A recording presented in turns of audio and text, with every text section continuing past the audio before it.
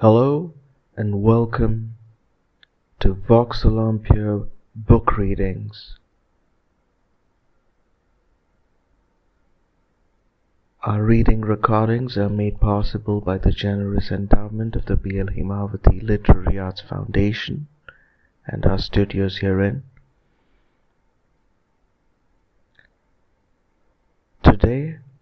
Tonight, on the occasion of India's 75th Independence Day, on August 15th, 2022, we begin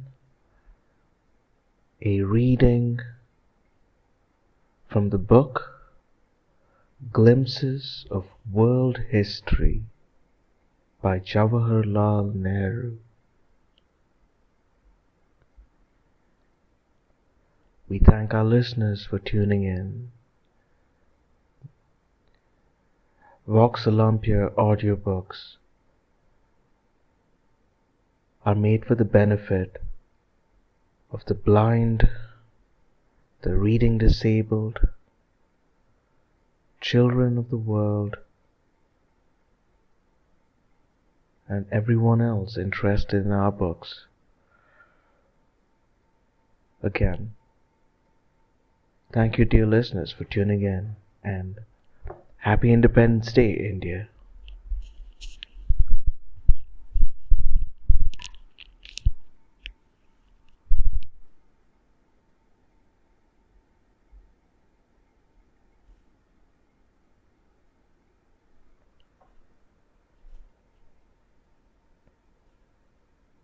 Glimpses of World History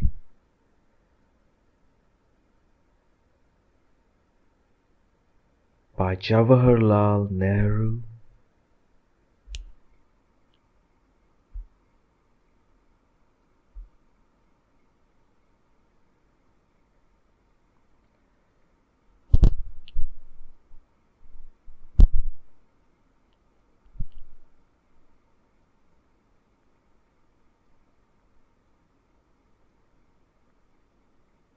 Introductory chapter.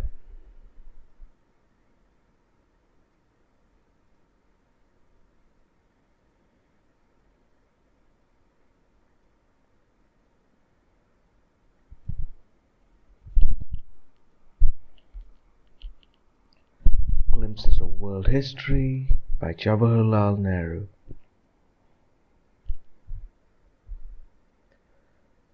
A birthday letter.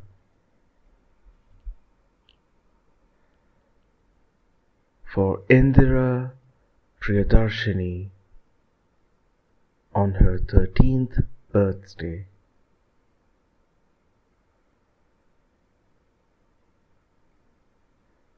Written from Central Prison, Naini, October 26th, 1930.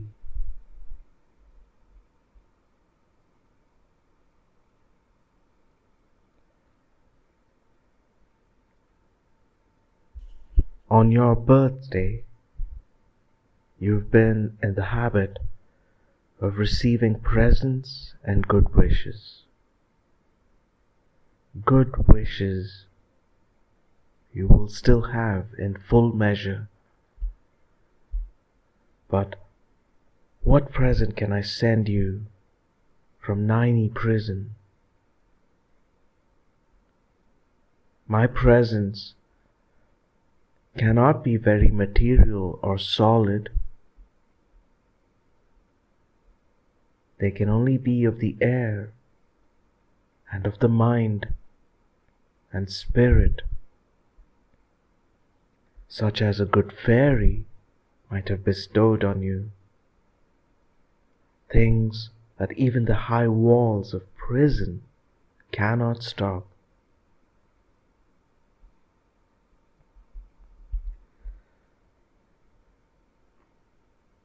You know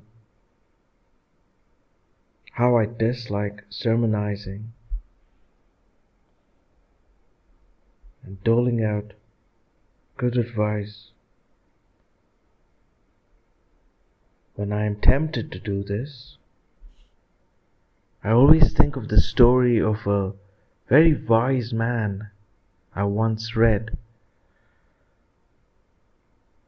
Perhaps one day you will yourself read the book which contains this story.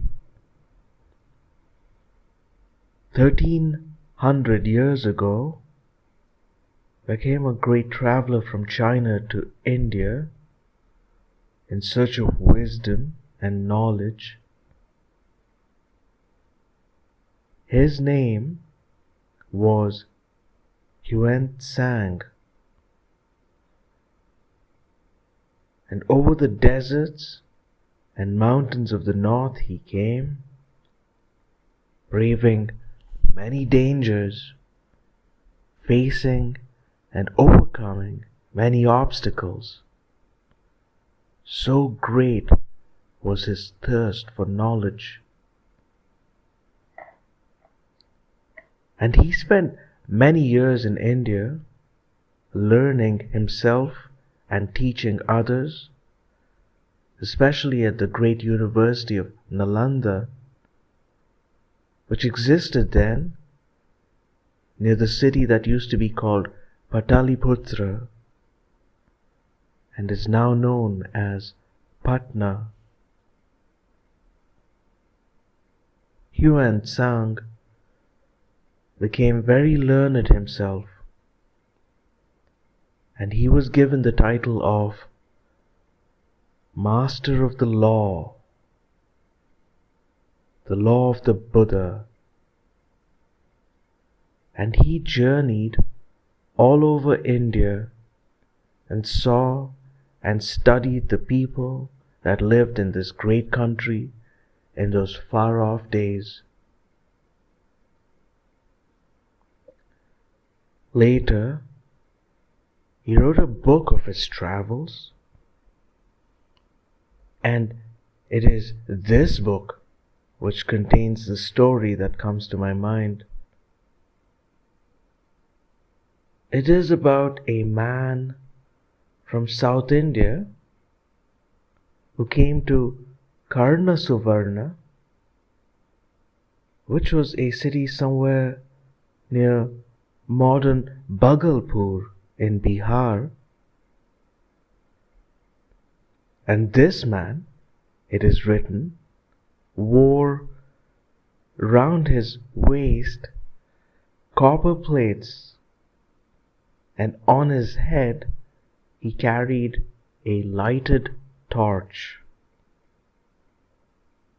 Staff in hand, with proud bearing and lofty steps, he wandered about in this strange attire. And when anyone asked him the reason for his curious get-up, he told him that his wisdom was so great that he was afraid his belly would burst if he did not wear copper plates around it. And because he was moved with pity for the ignorant people round about him, who lived in darkness, so he carried the light on his head.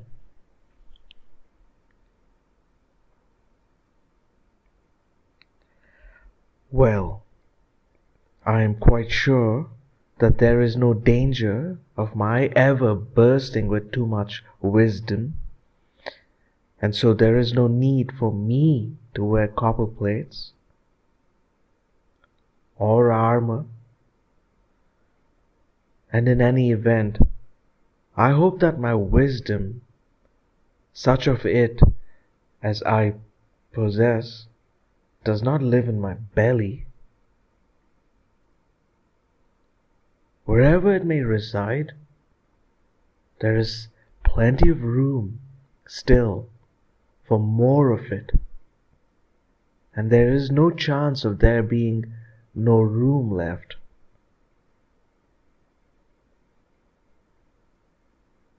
If I am so limited in wisdom, how can I pose as a wise man and distribute good advice to others.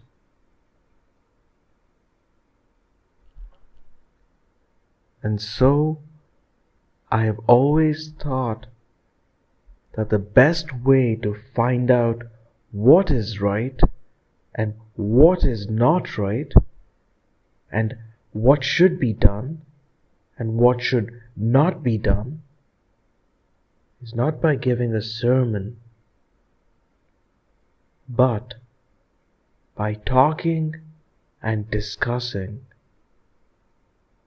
And out of discussions, sometimes a little bit of the truth comes out.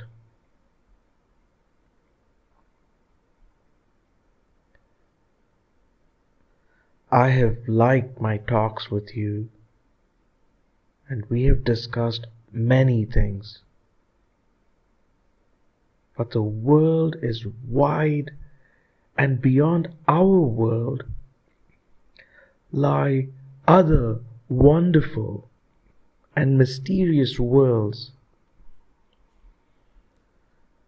So none of us need ever be bored or imagine like the very foolish and conceited person whose story Yuan Sang has told us, that we have learned everything worth learning and become very wise.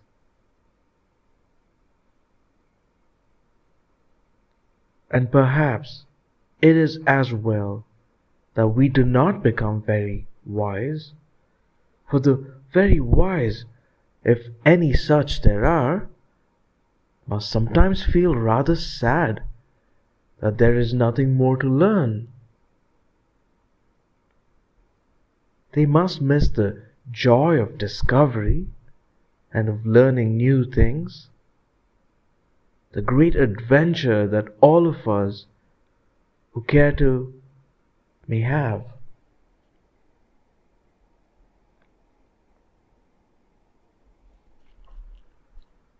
I must not therefore sermonize.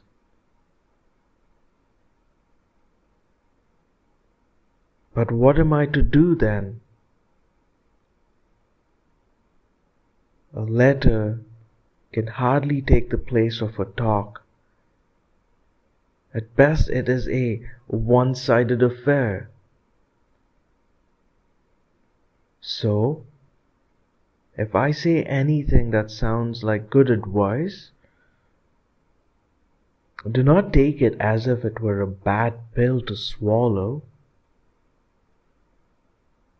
Imagine that I have made a suggestion to you for you to think over, as if we really were having a talk.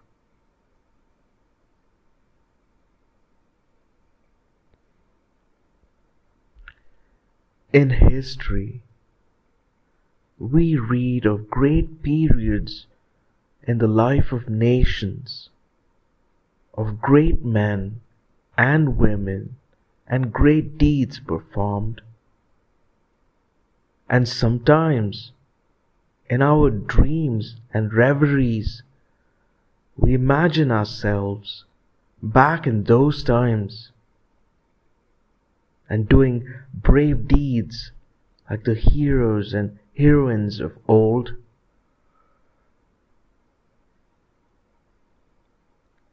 Do you remember how fascinated you were when you first read the story of Jeanne d'Arc, and how your ambition was to be something like her?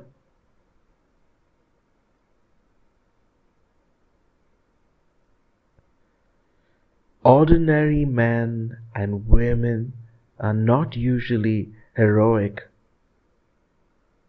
They think of their daily bread and butter, of their children, of their household worries and the like.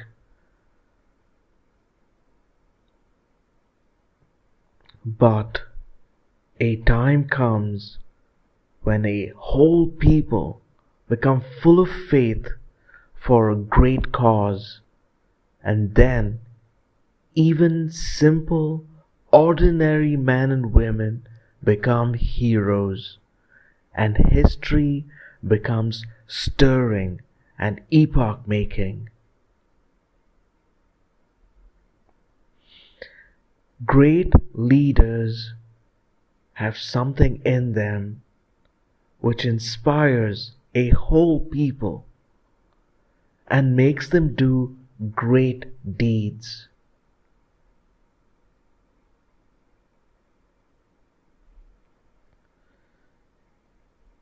The year you were born in, 1917, was one of the most memorable years of history,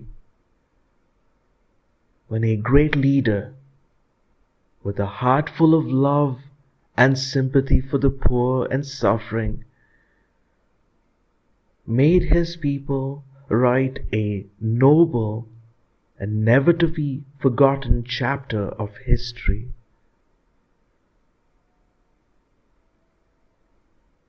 In the very month in which you were born, Lenin started the great revolution which has changed the face of Russia and Siberia.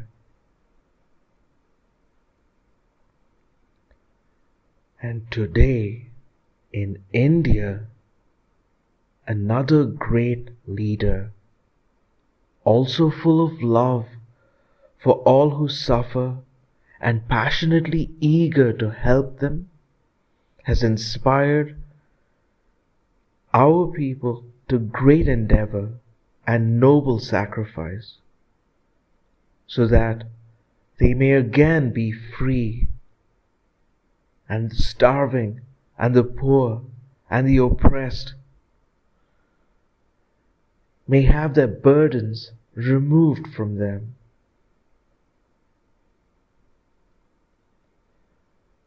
Bapuji lies in prison,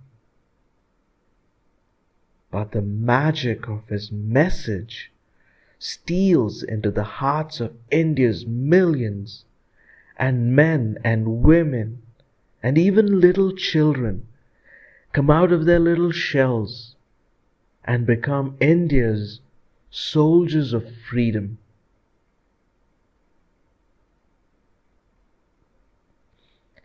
In India today, we are making history, and you and I are fortunate to see this happening before our eyes and to take some part ourselves in this great drama.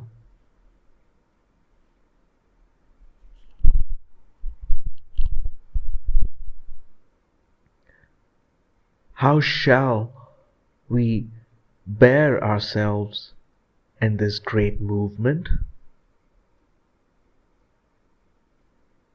What part shall we play in it? I cannot say what part will fall to our lot, but whatever it may be, let us remember that we can do nothing which may bring discredit to our cause or dishonor to our people.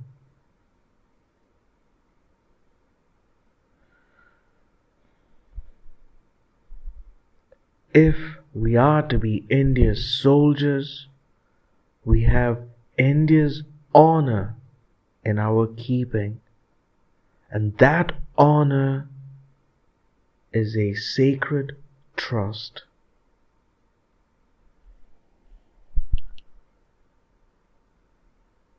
Often, we may be in doubt as to what to do. It is no easy matter to decide what is right and what is not. One little test I shall ask you to apply whenever you're in doubt. It may help you. Never do anything in secret or anything that you would wish to hide. For the desire to hide anything means that you are afraid, and fear is a bad thing and unworthy of you. Be brave, and all the rest will follow. If you're brave, you will not fear and will not do anything of which you're ashamed.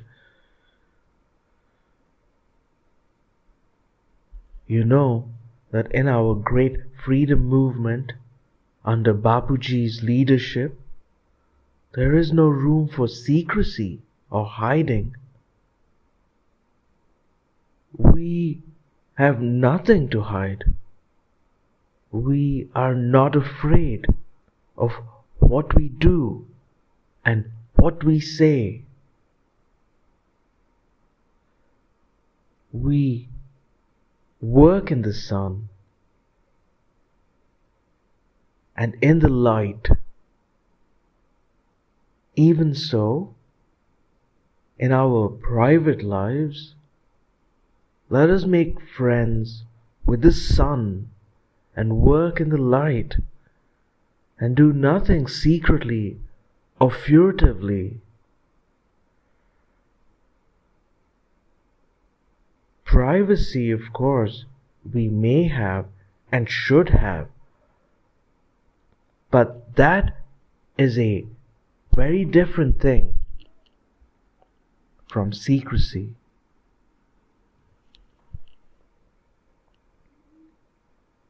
And if you do so, you will grow up a child of the light, unafraid and serene and unruffled, whatever may happen.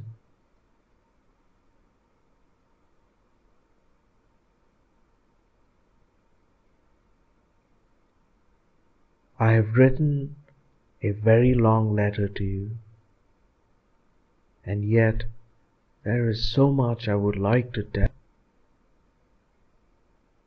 How can a letter contain it?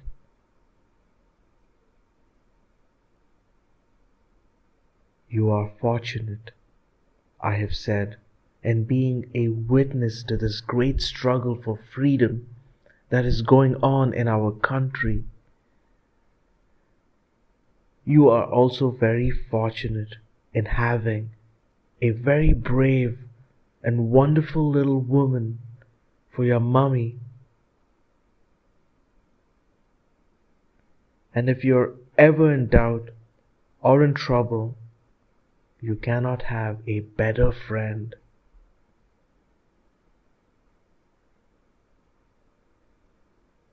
Goodbye, little one,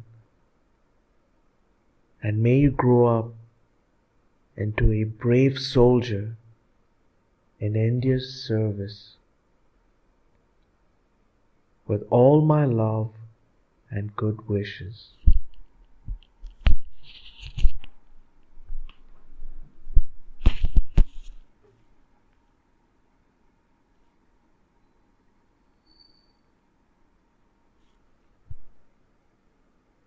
End of a birthday letter from the Glimpses of World History by Jawaharlal Nehru.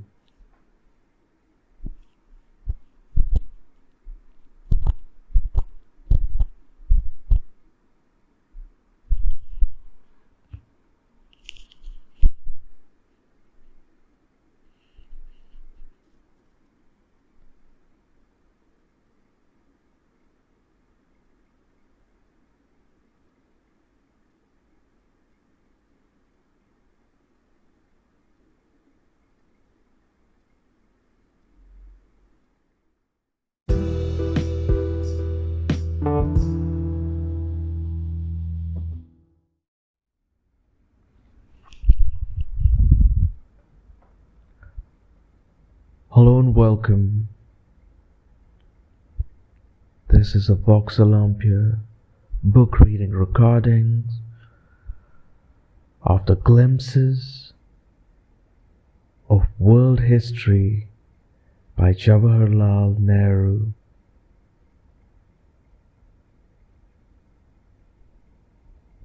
On this day, the 15th of August, 2022, we continue with our reading with Chapter 1.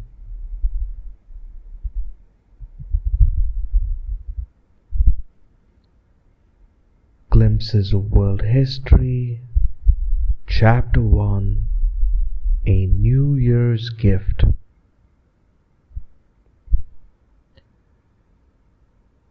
New Year's Day, 1931.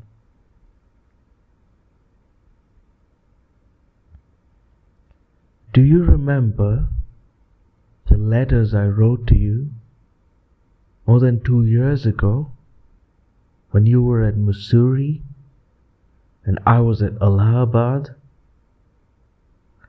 You liked them. You told me then. And I have often wondered if I should not continue that series and try to tell you something more about this world of ours. But I have hesitated to do so. It is very interesting to think of the past story of the world, and of the great men and women, and of the great deeds that it contains. To read history is good, but even more interesting and fascinating is to help in making history.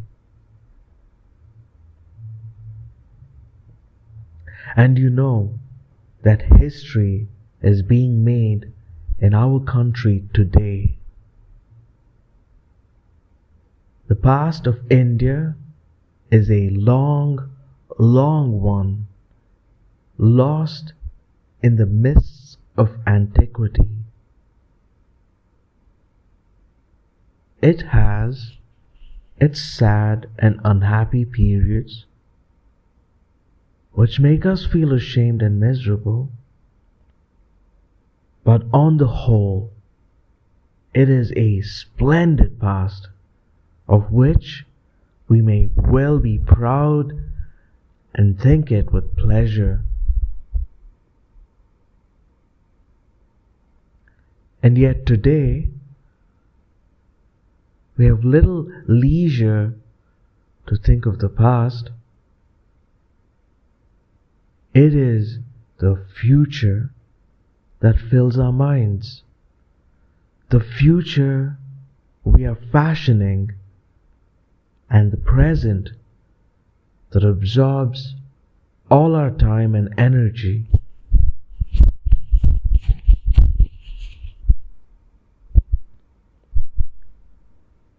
I have had time enough here in Naini prison to read or write what I wanted to, but my mind wanders, and I think of the great struggle that is going on outside,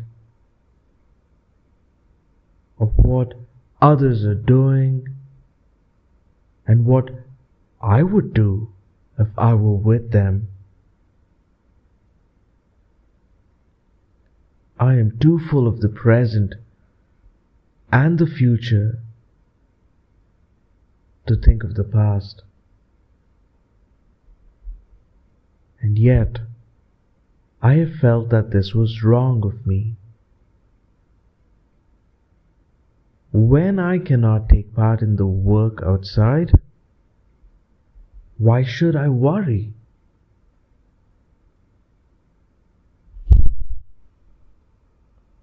But the real reason, shall I whisper it to you, why I put off writing was another one. I am beginning to doubt if I know enough to teach you. You are growing up so fast and becoming such a wise little person that all that I learned at school and college and afterwards may not be enough for you, and at any rate may be rather stale. After some time, it may be that you will take up the role of teacher and teach me many new things.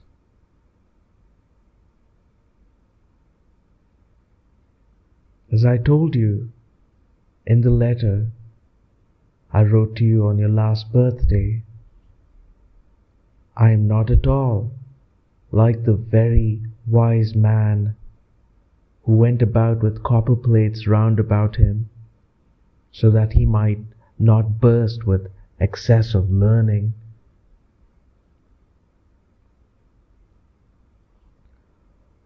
When you were at Missouri, it was easy enough for me to write about the early days of the world. For the knowledge that we have of those days is vague and indefinite. But as we come out of those very ancient times, history gradually begins, and man begins his curious career in various parts of the world. And to follow man in this great career, sometimes wise, more often mad and foolish, is no easy matter. With the help of books, one might make an attempt. But Naini prison does not provide a library. So I'm afraid it is not possible for me to give you any connected account of world history, much as I should have liked to have done so. I dislike very much boys and girls learning the history of just one country, and that too very often through learning by heart some dates and a few facts. But history is one connected whole, and you cannot understand even the history of any one country if you do not know what has happened in other parts of the world. I hope that you will not learn history in this narrow way, confining it to one or two countries, but will survey the whole world. Remember always that there is not so very much difference between various people as we seem to imagine. Maps and atlases show us countries in different colors. Undoubtedly, people do differ from one another, but they resemble each other also a great deal. And it is well to keep this in mind and not be misled by the colors on the maps or by national boundaries.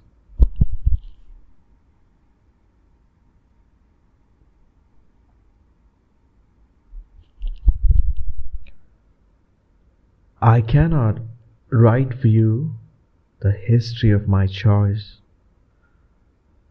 You will have to go to other books for it. But I shall write to you from time to time something about the past and about the people who lived in the days gone by and who played a big part on the world's stage.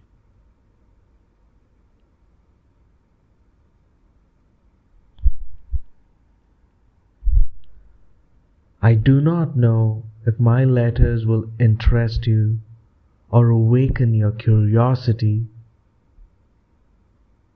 Indeed, I do not know when you will see them, or if you will see them at all. Strange that we should be so near and yet so far away. In Missouri, you were several hundred miles away from me, yet I could write to you as often as I wished and run up to you when the desire to see you became strong. But here we are, on either side of the Jamuna River, not far from each other, yet the high walls of Naini prison keep us effectively apart.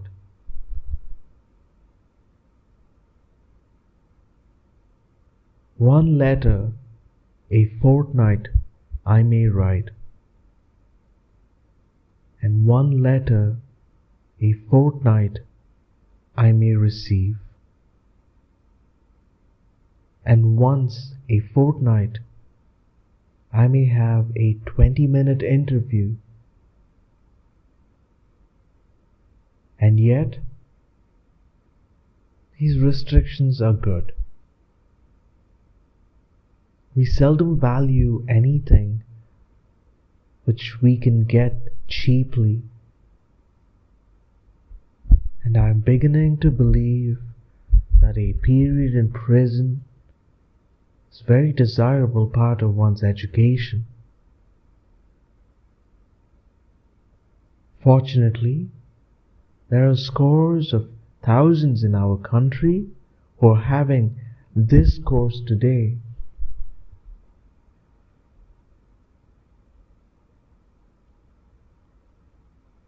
I cannot say if you will like these letters when you see them,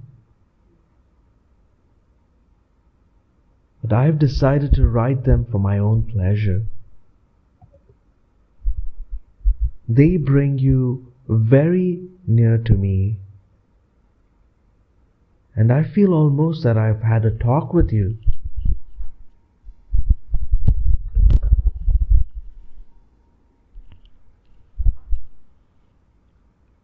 Often enough, I think of you, but today you have hardly been absent from my mind.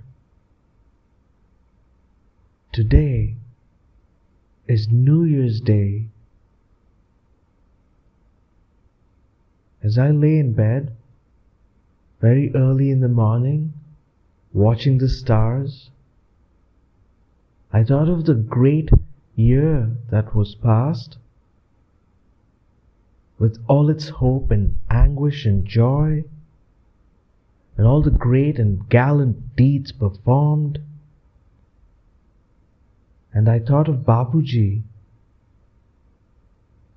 who has made our old country young and vigorous again by his magic touch, sitting in his prison cell in Yerevada.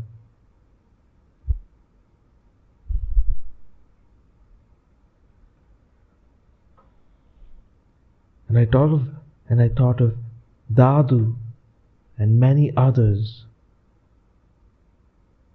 Especially I thought of Mommy and you. Late in the morning, The news that Mummy had been arrested and taken to jail. It was a pleasant New Year's gift for me.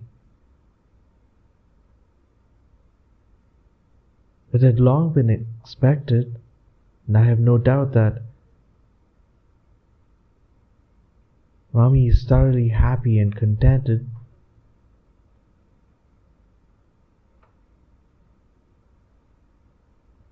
But you must be rather lonely.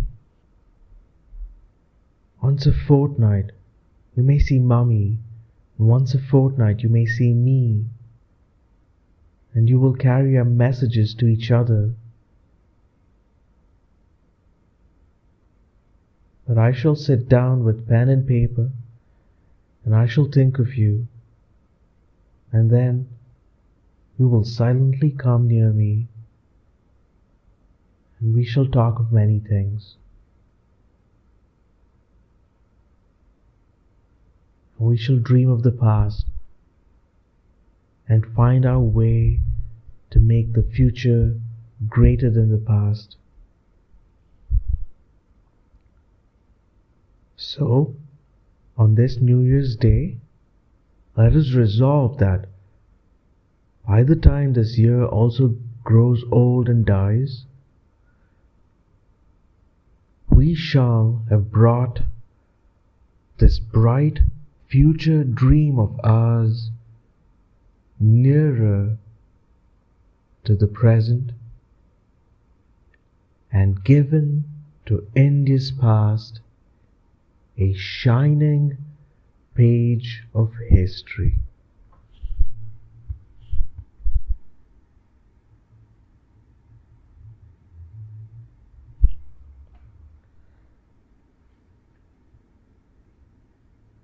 End of Chapter 1, Glimpses of World History,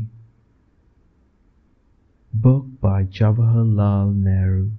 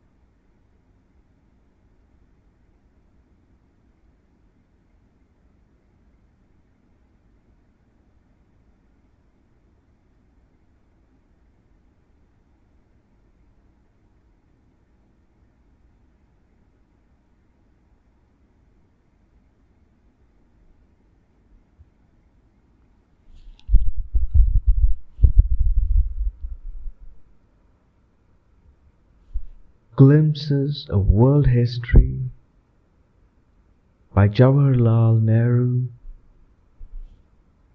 Chapter 2,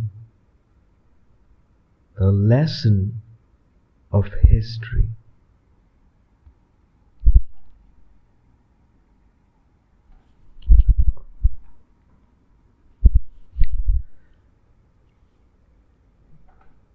January 5th, 1931.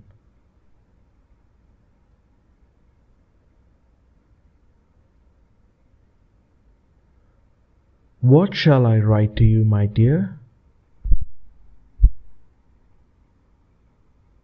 Where shall I begin?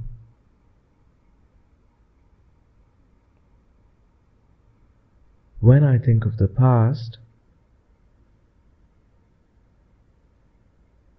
vast numbers of pictures rush through my mind.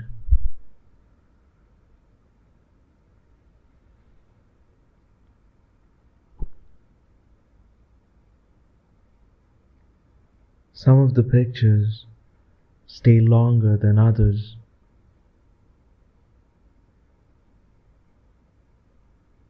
They are my favorites and I begin to muse about them, and unconsciously, almost, I compare past happenings with what is taking place today and try to find a lesson in them for my guidance.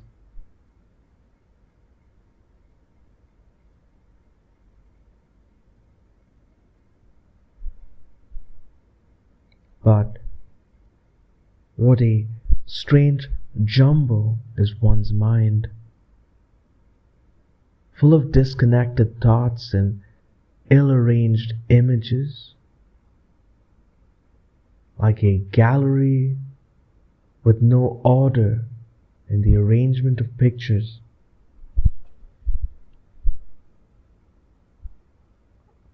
And yet perhaps the fault is not entirely ours. Most of us could certainly arrange the order of events in our minds better. But sometimes the events themselves are strange and difficult to fit into any scheme of things.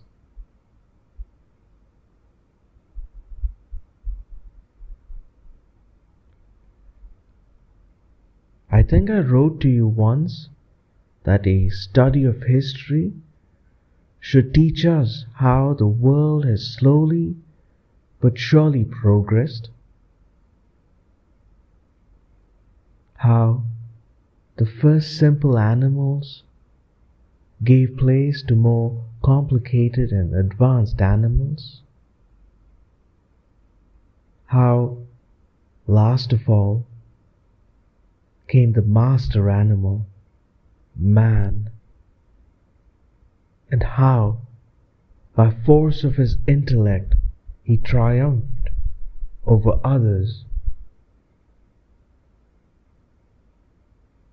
A man's growth from barbarism to civilization is supposed to be the theme of history.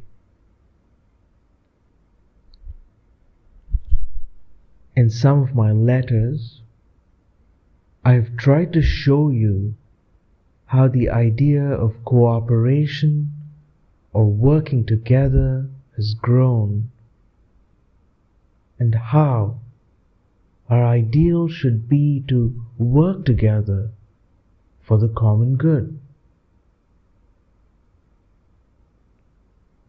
But sometimes, looking at the great stretches of history, it is difficult to believe that this ideal has made much progress or that we are very much civilized or advanced.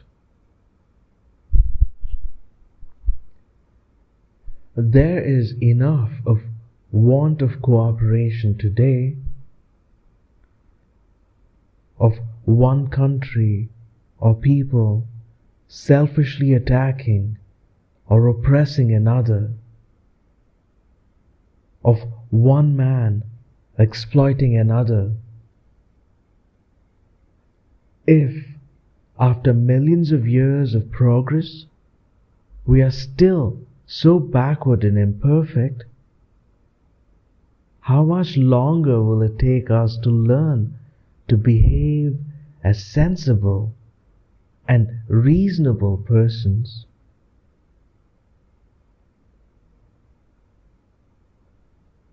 Sometimes we read about past periods of history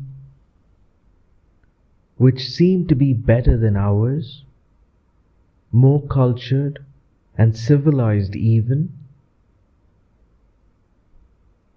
and this makes us doubt if our world is going forward or backward. Our own country has surely had brilliant periods in the past, far better in every way than our present.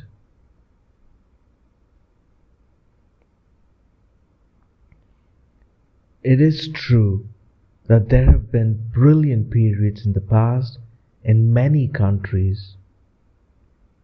In India, Egypt, China, Greece, and elsewhere, and that many of these countries have relapsed and gone back. But even this should not make us lose heart.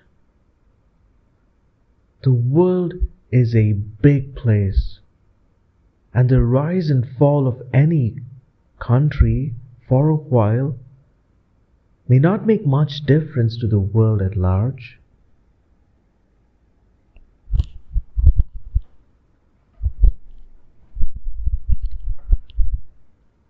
Many people nowadays are apt to boast of our great civilization and of the wonders of science.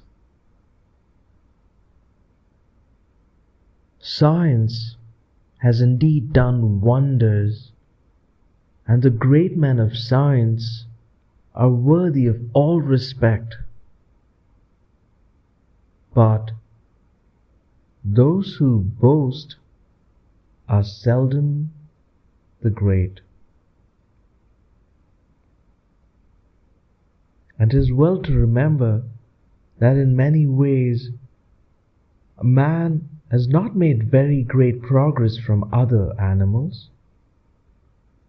It may be that in certain ways some animals are superior to him still. This may sound a foolish statement, and people who do not know better may laugh at it.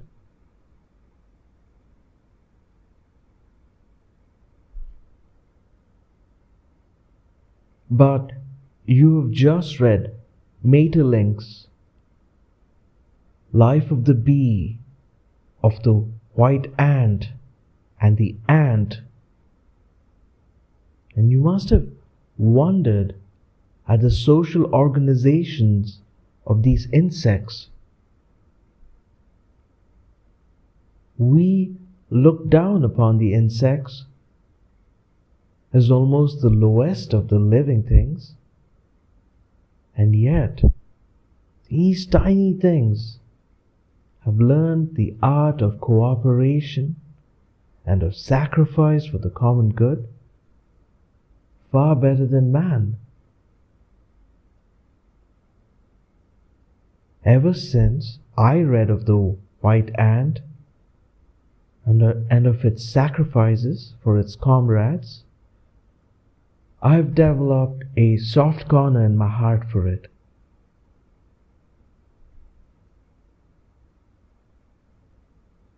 If mutual cooperation and sacrifice for the good of society are the tests of civilization, we may say that the white ant and the ant are in this respect superior to man.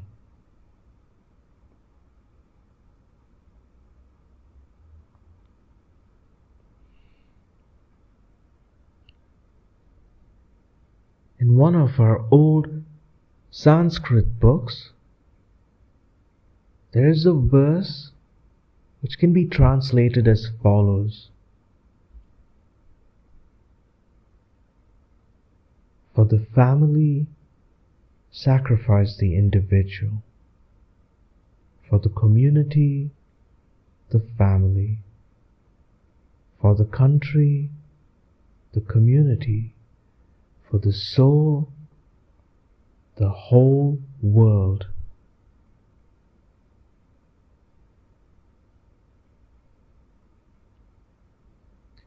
What the soul is, few of us can know or tell.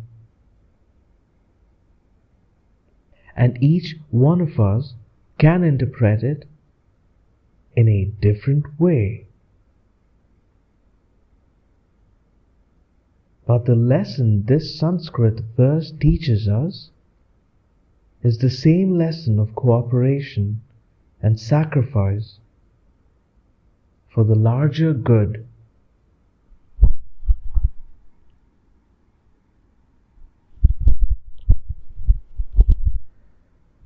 We in India had forgotten the sovereign path to greatness for many a day, and so we had fallen. But again, we seem to have glimpses of it, and all the country is astir. How wonderful it is to see men and women and boys and girls smilingly go ahead in India's cause and not caring about any pain or suffering. Well may they smile and be glad, for the joy of serving in a great cause is theirs. And to those who are fortunate comes the joy of sacrifice also. Today, we are trying to free India. That is a great thing. But an even greater is the cause of humanity itself. And because we feel that our struggle is a part of the great human struggle to end suffering and misery, we can rejoice that we are doing our little bit to help the progress of the world.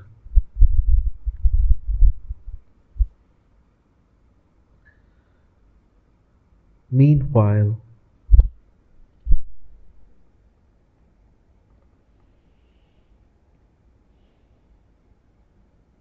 you sit in Anand Bhavan and Mummy sits in Malacca jail, and I here in Naini prison,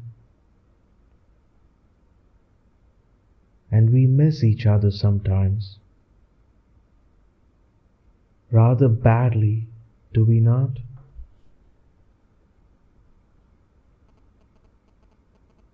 But think of the day when we shall all three meet again.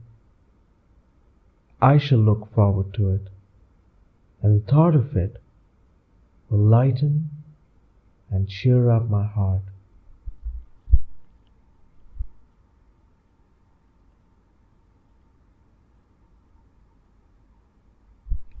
End of Chapter 2, Glimpses of World History, book by Jawaharlal Nehru.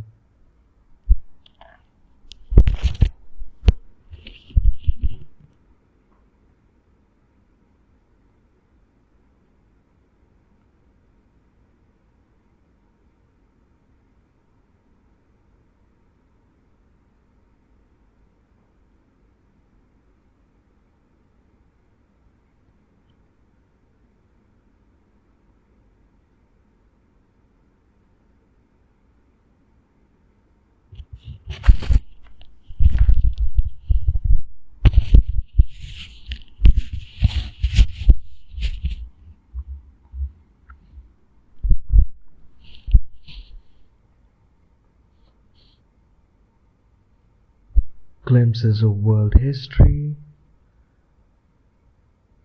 Chapter 3,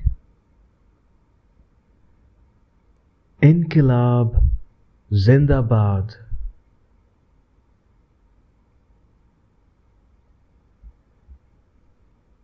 January 7th, 1931.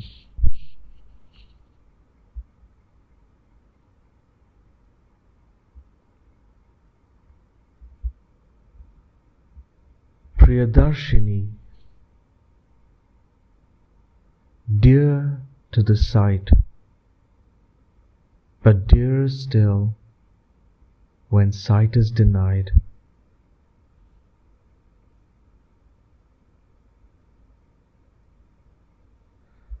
As I sat here today to write to you, faint cries like distant thunder reached me. I could not make out at first what they were, but they had a familiar ring, and they seemed to find an answering echo in my heart. Gradually, they seemed to approach and grow in volume, and soon there was no doubt as to what they were. Inkilab Zindabad, Inkilab Zindabad. The prison resounded with the spirited challenge, and our hearts were glad to hear it. I do not know who they were who shouted out war cry so near us outside the jail, whether they were men and women from the city or peasants from the villages. Nor do I know the occasion for it today. But whoever they were, they cheered us up, and we sent a silent answer to their greeting, and all our good wishes went with it.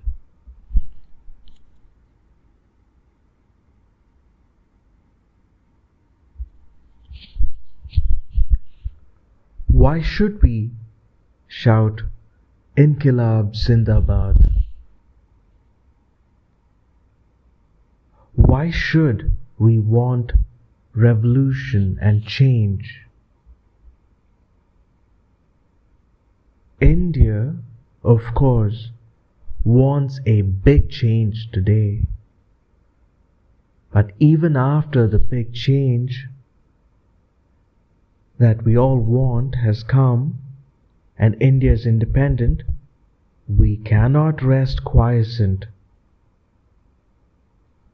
Nothing in the world that is alive remains unchanging. All nature changes from day to day and minute to minute. Only the dead stop growing and are quiescent. Fresh water runs on, and if you stop it, it becomes stagnant. So also it is with life of man and the life of a nation. Whether we want to or not, we grow old. Babies become little girls, and little girls, big girls, and grown-up women, and old women. We have put up with these changes, but there are many who refuse to admit that the world changes.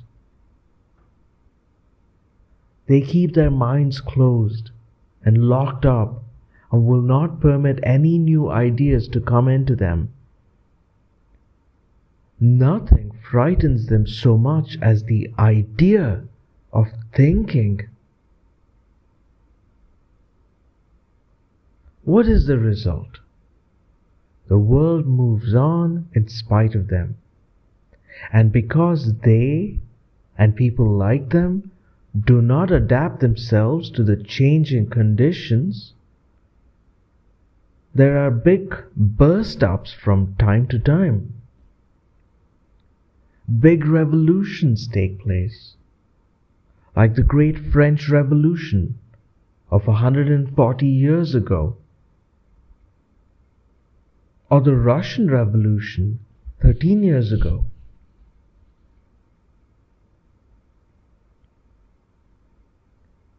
Even so, in our own country, we are today in the middle of a revolution. We want independence, of course, but we want something more. We want to clear out all the stagnant pools and let in clean, fresh water everywhere. We must sweep away the dirt and the poverty and misery from our country. We must also clean up, as far as we can, the cobwebs from the minds of so many people which prevent them from thinking and cooperating in the great work before us. It is a great work, and it may be that it will require time. Let us, at least, give it a good push on. Inkilab Zindabad. We are on the threshold of our revolution. What the future will bring, we cannot say. But even the present has brought us rich returns for our labors. See the women of India, how proudly they marched ahead of all in the struggle, gentle and yet brave and indomitable. See how they set the pace for others. And the parda, which hid our brave and beautiful women and was a curse to them and to their country, where is it now? Is it not rapidly slinking away to take its rightful place in the shelves of museums, where we keep the relics of a bygone age? See also the children, the boys and girls, the Varnar Senas, and the Bal and the Balika Sabhas. The parents of many of these children may have behaved as cowards, as slaves in the past, but who dare doubt that the children of our generation will tolerate no slavery or cowardice? And so the wheel of change moves on, and those who were down go up, and those who were up go down. It was time it moved in our country, but we have given it such a push this time that no one can stop it. Inkilab Zindabad.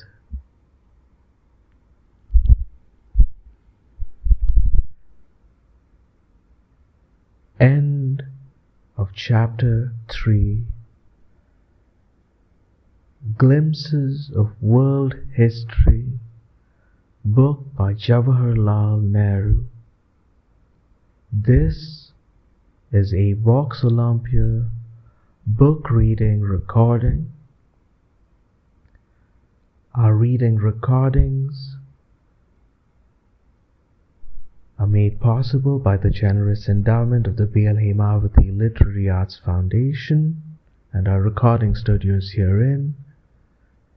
Our reading recordings are made for the benefit of the blind, the reading disabled, and the children of the world, and everyone else interested in our book readings. We thank our listeners on this day of August 15th, 2022, for tuning in. Thanks again.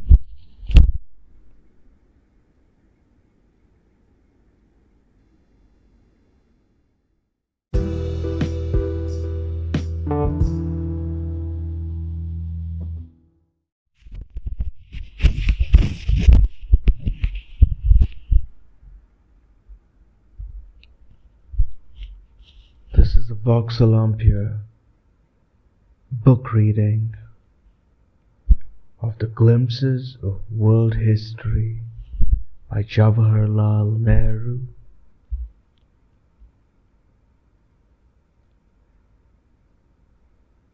On this day, August 15th, 2022.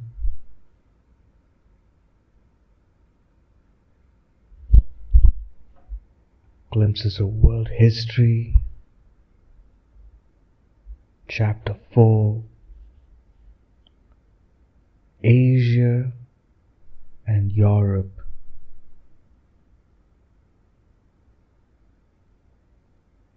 January 8th, 1931.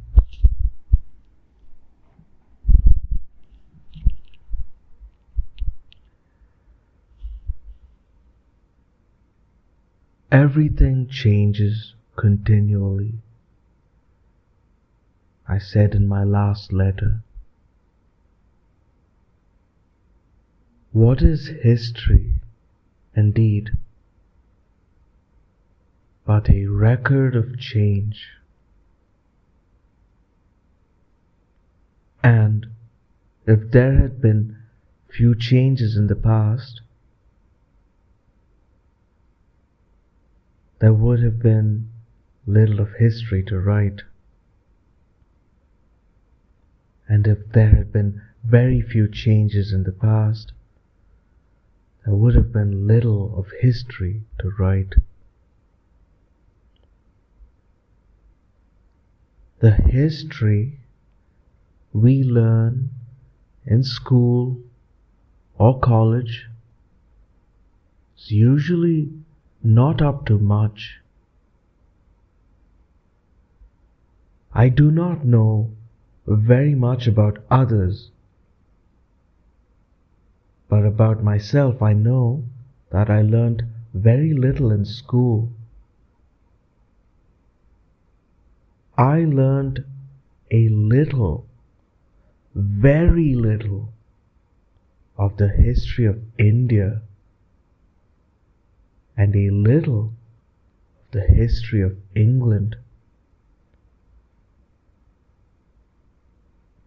And even the history of India that I learned was largely wrong or distorted and written by people who look down upon our country.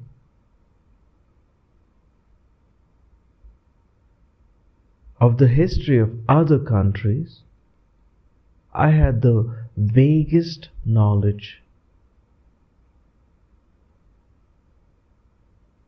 It was only after I left college that I read some real history. Fortunately, my visits to prison have given me a chance of improving my knowledge.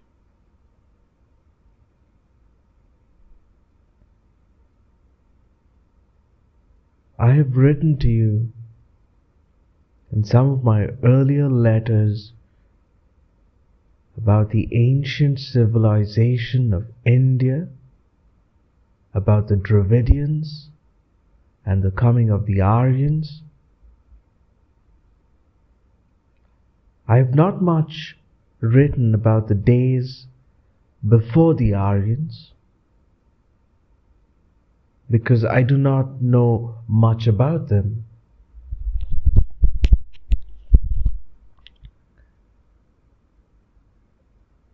But it will interest you to know that within the last few years, the remains of a very ancient civilization have been discovered in India.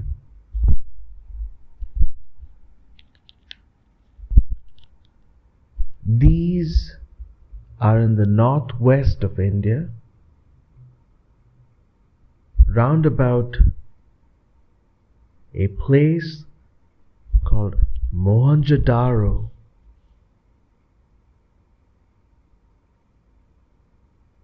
People have dug out these remains of perhaps 5,000 years ago. They've even discovered mummies similar to those of old Egypt.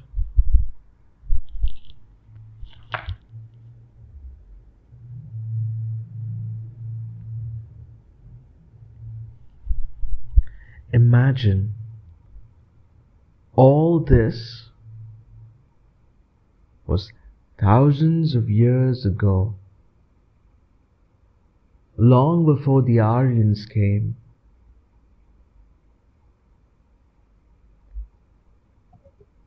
Europe must then have been a wilderness.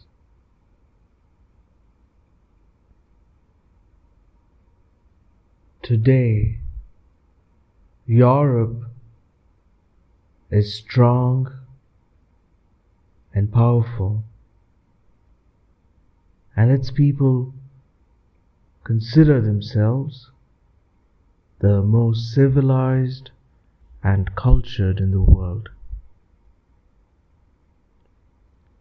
They look down upon Asia and her peoples and come and grab everything they can get from the countries of Asia. How times have changed. Let us have a good look at Europe and Asia. Open an atlas and see little Europe sticking on to the great Asiatic continent. It seems to be just a little extension of it. When you read history, you will find that for long periods and stretches of time, Asia had been dominant. Her people went in wave after wave and conquered Europe. They ravaged Europe and they civilized Europe. Aryans, Scythians,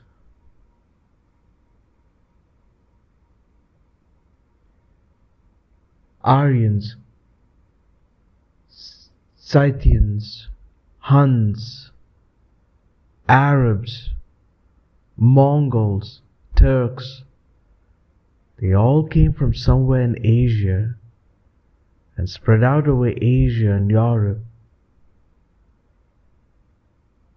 Asia seemed to produce them in great numbers like locusts. Indeed, Europe was for long like a colony of Asia, and many people of modern Europe are descended from these invaders from Asia.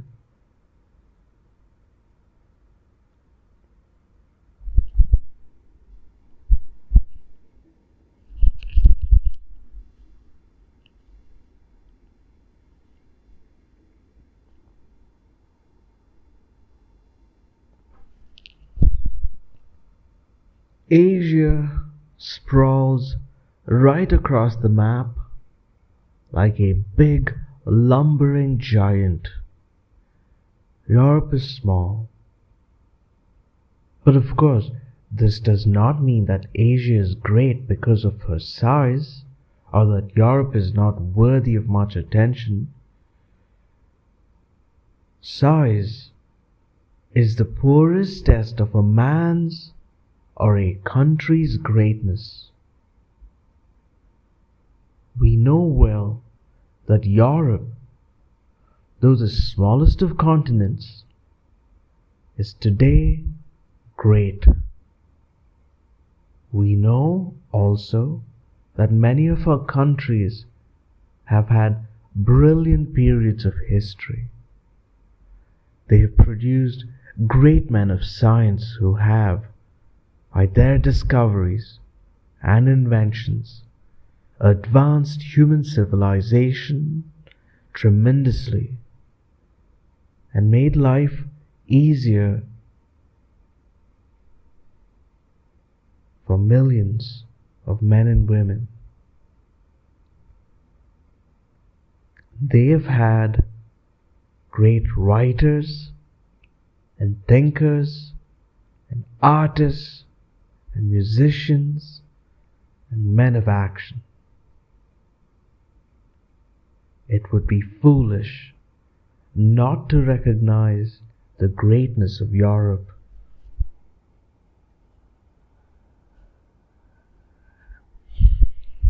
But it would be equally foolish to forget the greatness of Asia.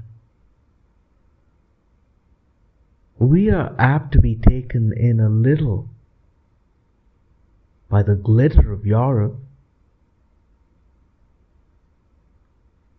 and forget the past. Let us remember that it is Asia that has produced great leaders of thought who have influenced the world, perhaps more than any one or anything elsewhere. The great founders of the principal religions, Hinduism, the oldest of the great religions existing today, is of course the product of India. So also is its great sister religion, Buddhism, which now spreads all over China and Japan, Burma and Tibet and Ceylon. The religion of the Jews and Christianity are also Asiatic religions, as their origin was in Palestine on the west coast of Asia.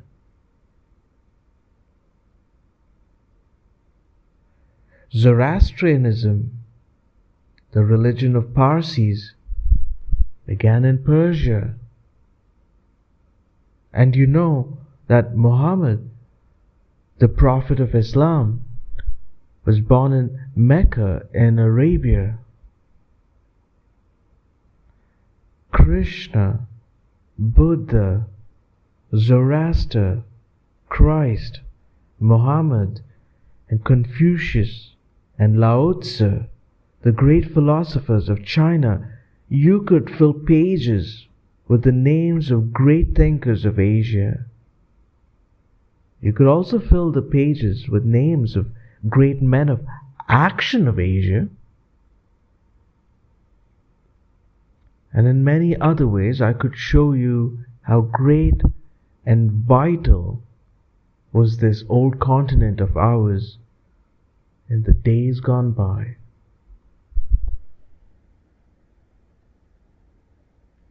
How times have changed, but they're changing again even before our eyes. History usually works slowly through the centuries. So sometimes there are periods of rush and burst-ups. Today, however, it is moving fast in Asia, and the old continent is waking up after her long slumber. The eyes of the world are upon her. For everyone knows that Asia is going to play a great part in the future.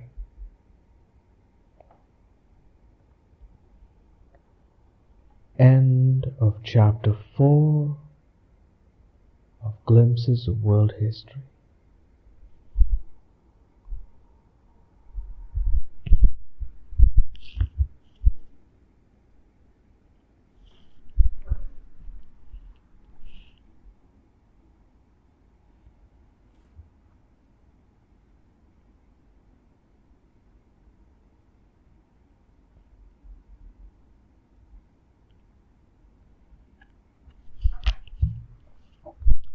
Chapter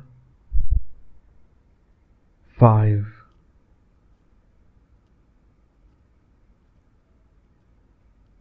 The Old Civilizations and Our Inheritance.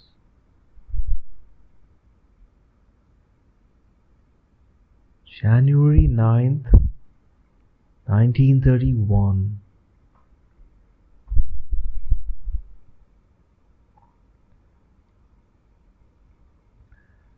I read yesterday in the Bharat, the Hindi newspaper, which brings us some news of the outside world twice a week, that Mummy was not being properly treated in the Malacca jail, and also that she's going to be sent to Lucknow jail. I was put out a little, and I worried. Perhaps there was no truth in the rumor given in the Bharat, but even a doubt about it is not good to have. It is easy enough to put up with discomfort and suffering oneself. It does everyone good, as otherwise we might grow too soft. But it is not very easy or comforting to think of the suffering of others who are dear to us, especially if we can do nothing for them. And so, the doubt that Bharat raised in my mind made me worried about Mummy. She is brave and has a heart of a lioness, but she is weak in body, and I would not like her body to become weaker. What can we do? However stout-hearted we may be, if our bodies fail us, if we want to do any work well, we must have health and strength and perfect bodies.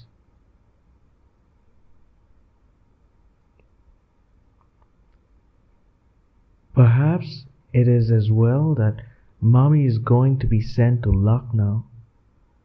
She may be comfortable and happier there, and there will be some companions in Lucknow jail.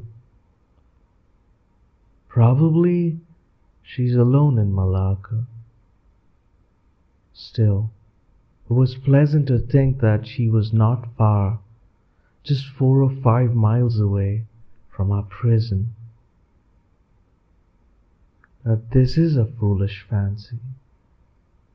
5 miles or 150 miles are much the same when the high walls of 2 prisons intervene.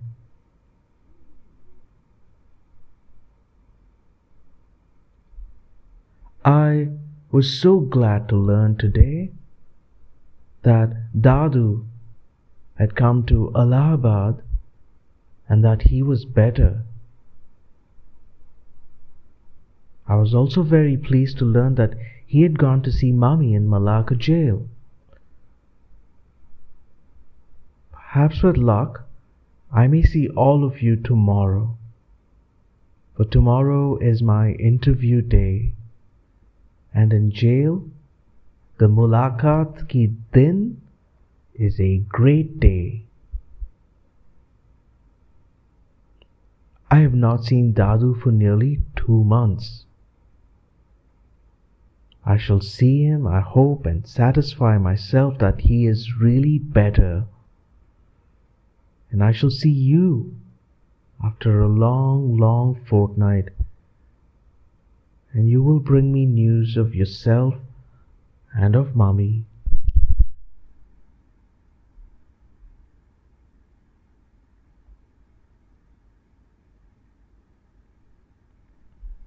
Hi-ho. I write on foolish things, although I sat down to write to you about past history. Let us try to forget the present for a while and go back 2,000 or 3,000 years.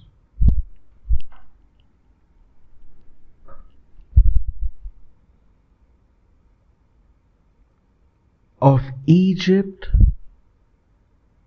and of ancient Knossos in Crete. I wrote to you a little in some of my previous letters.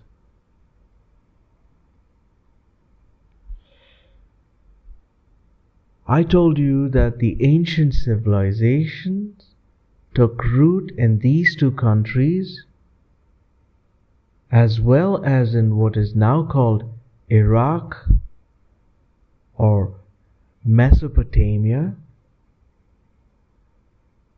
and in China and India and Greece. Greece, perhaps, came a little later than others, so that the civilizations of India takes rank in age with its sister civilizations of Egypt and China and Iraq.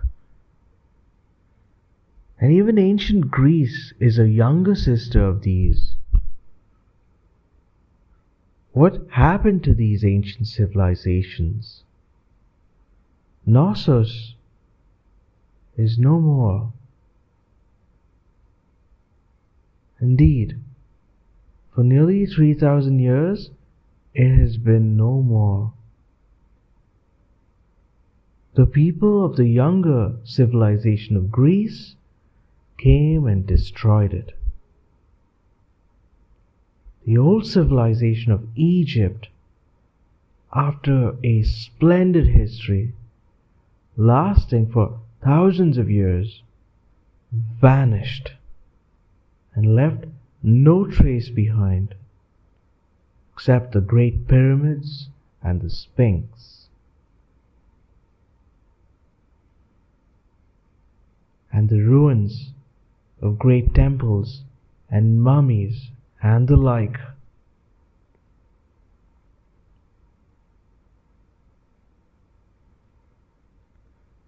Of course, Egypt, the country, is still there, and the river Nile flows through it as of old, and men and women live in it as in other countries.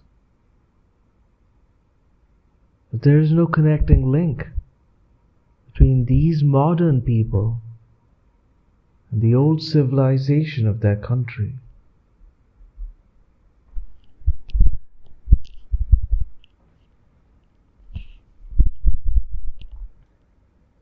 Iraq and Persia, how many empires have flourished there and followed each other into oblivion. Babylonia and Assyria and Chaldea, to mention the oldest. And the great cities of Babylon and Nineveh. The Old Testament in the Bible is full of the record of these people. Later, in this land of ancient history, other empires flourished and then ceased to flourish.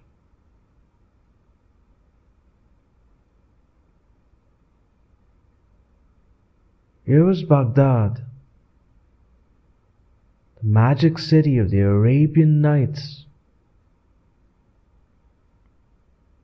But empires come and empires go, and the biggest and proudest of kings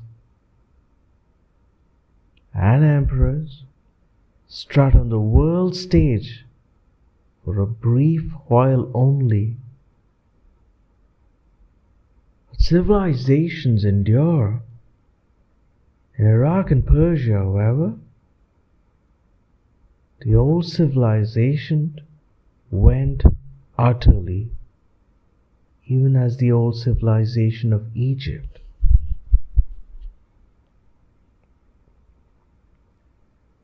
Greece, in her ancient days, was great indeed, and people read even now of her glory with wonder. We stand awed and wonderstruck before the beauty of her marble statuary, and read the fragments of her old literature that have come down to us with reverence and amazement. It is said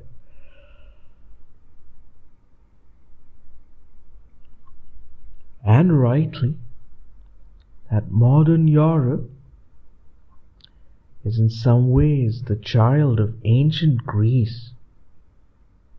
So much has Europe been influenced by Greek thought and Greek ways, but the glory that was Greece, where is it now? For ages past, the old civilization has been no more, and other ways have taken its place. And Greece today is but a petty country in the southeast of Europe.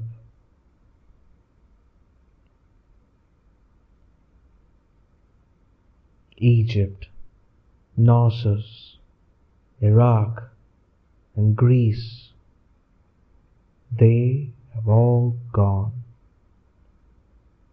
Their old civilizations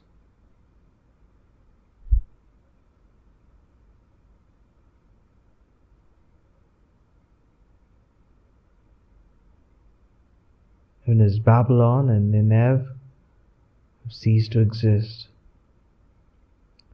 What then of the two other ancients in this company of old civilizations? What of China and India?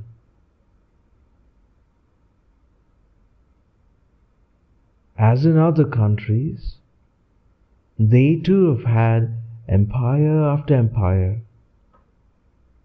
There have been invasions and destructions and loot on a vast scale.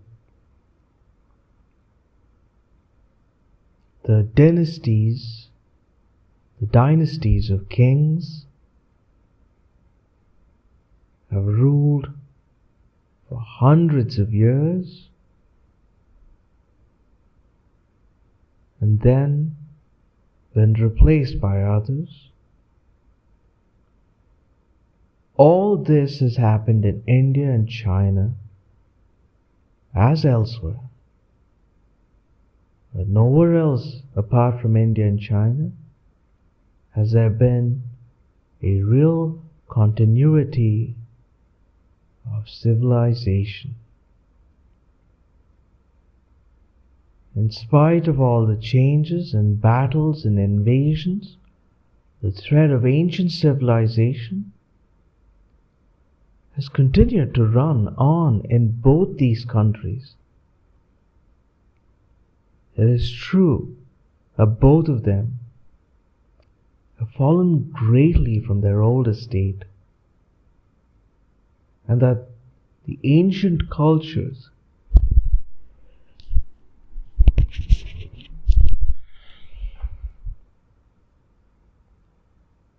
are covered up with a heap of dust and sometimes filth which the long ages have accumulated. But still they endure, and the old Indian civilization is the basis of Indian life even today. New conditions have arisen in the world now, and the coming of the steamship and the railway and the great factory has changed the face of the world. It may be, it is indeed probable, that they will change as they are already changing the face of India also. But it is interesting and rather wonderful to think of this long range and continuity of Indian culture and civilization right from the dawn of history through long ages down to us. In a sense, we in India are the heirs of these thousands of years. We are in the direct line, it may be, with the ancients who came down through the northwestern mountain passes into the smiling plains of what was to be known as Brahmavarta and Aryavarta and Bharatvarsha and Hindustan. Can you not see them trekking down the mountain passes into the unknown land below? Brave and full of the spirit of adventure, they dare to go ahead without fear of consequences. If death came, they did not mind. They met it laughing. But they loved life and knew that the only way to enjoy life was to be fearless and not to worry about defeat and disaster. For defeat and disaster have a way of keeping away from those who are not afraid. Think of them, those distant ancestors of ours, marching on and suddenly reaching the banks of the noble Ganga, flowing majestically down to the sea. How the sight must have filled them with joy.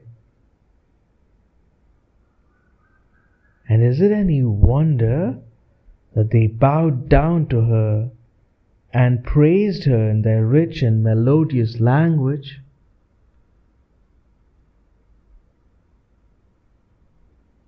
It is indeed wonderful to think that we are the heirs of all those ages. But let us not become conceited, for if we are the heirs of the ages, we are the heirs of both the good and the bad. And there is a great deal of evil in our present inheritance in India, a great deal that has kept us down in the world and reduced our noble country to great poverty and made her a plaything in the hands of others. But have we not decided that this must no longer continue.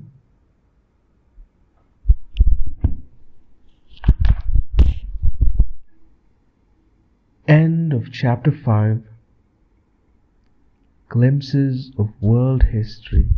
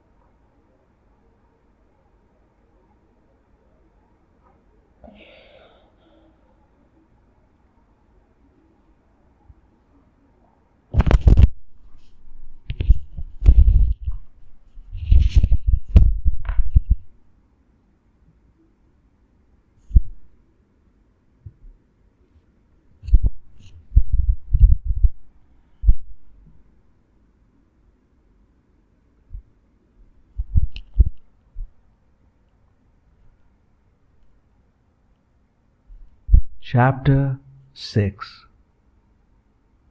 The Hellenes.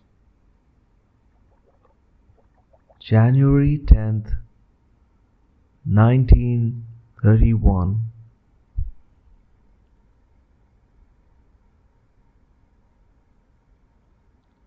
None of you came today to interview us, and the Mulaqat ki din has been rather a blank day. It was a disappointment. And what was worse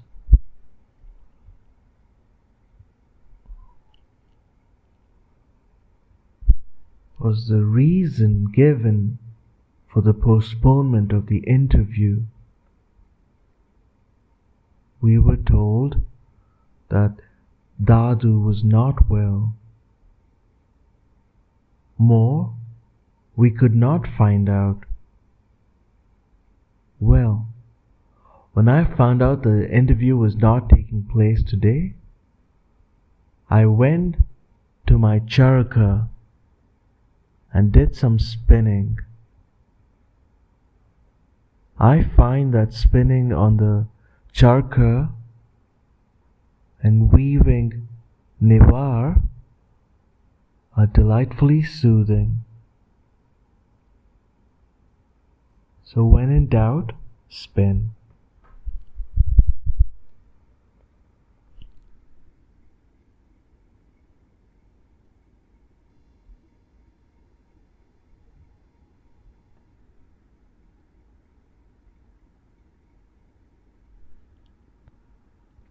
We compared and contrasted Europe and Asia in my last letter. Let us have a brief look at Europe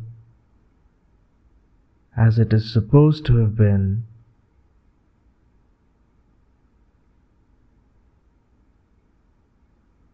For a long time, Europe meant the countries round about the Mediterranean Sea.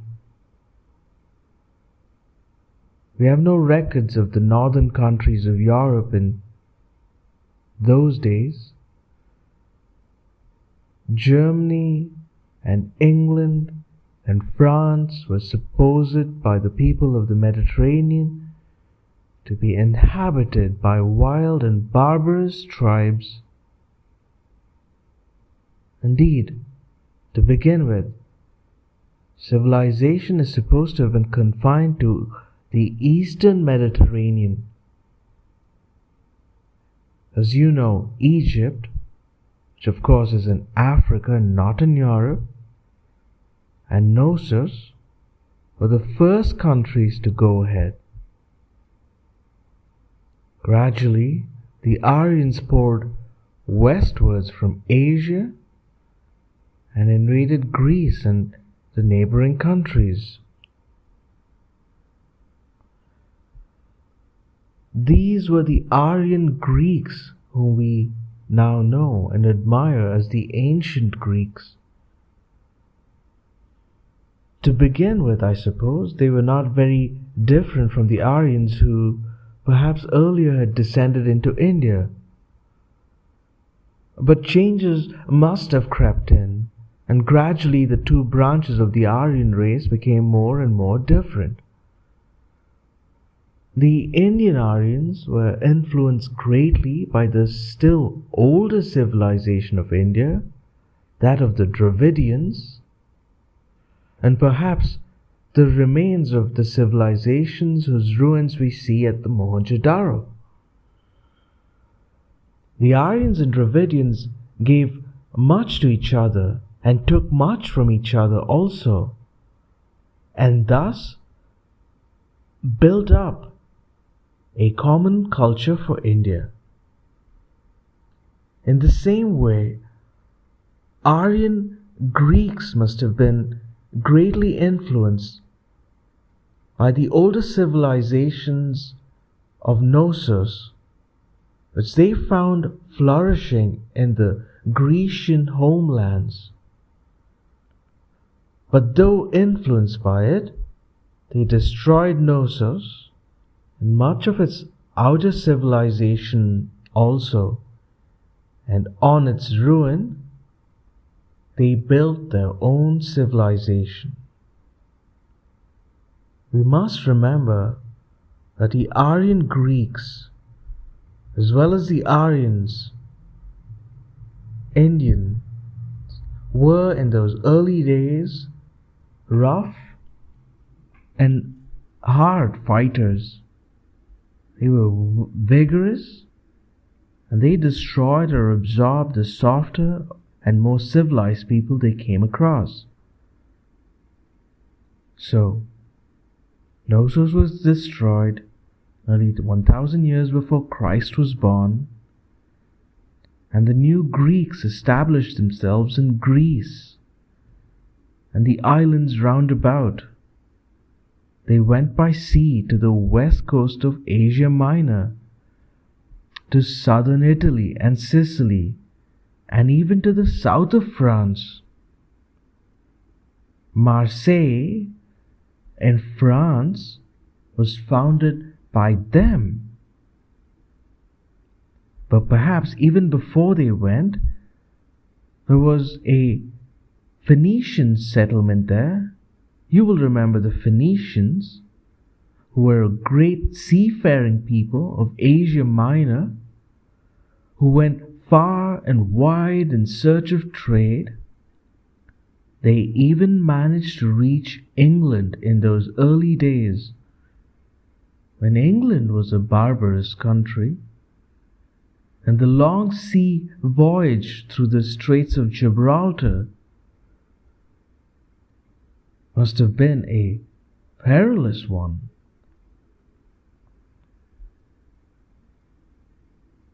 In the mainland of Greece, famous cities grew up. Athens and Sparta and Thebes and Corinth. The early days of Greeks, or the Hellenists as they were called, were celebrated in two famous epics, the Iliad and the Odyssey. You know something about these two epics, which in a way correspond to our own epics, the Ramayana and Mahabharata. They are said to have been written by Homer, who was blind. The Iliad tells us how Paris carried away the beautiful Helen to his own town of Troy, and how the Greek kings and chiefs laid siege to Troy to recover her. The Odyssey is the story of the wanderings of Odysseus or Ulysses on his way back from the siege of Troy. In Asia Minor, not far from the coast, stood this little town of Troy. It exists no more. For ages past, it has ceased to be. But the genius of a poet has made it immortal.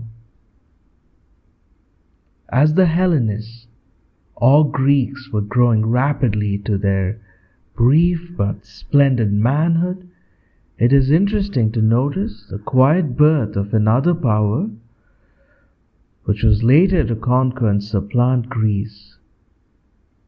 Rome is said to have been founded about this time.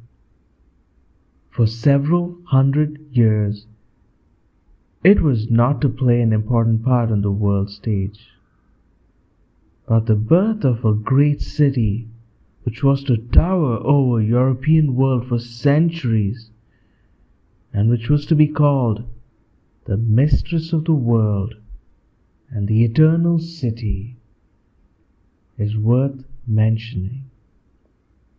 There are curious stories about the founding of Rome, of how Remus and Romulus, who founded it, were taken away and kept by a she-wolf. Perhaps you know the story. About the time that Rome was founded, or a little before it, another great city of the ancient world was built. This was Carthage, on the northern coast of Africa, which was founded by the Phoenicians. It grew into a great sea power, and between it and Rome there was bitter rivalry and many wars. Rome won in the end and destroyed Carthage utterly. Let us have just one brief look at Palestine before we finish for the day. Palestine is, of course, not in Europe, nor has it much historical importance, but many people are interested in its ancient history because it is given in the Old Testament.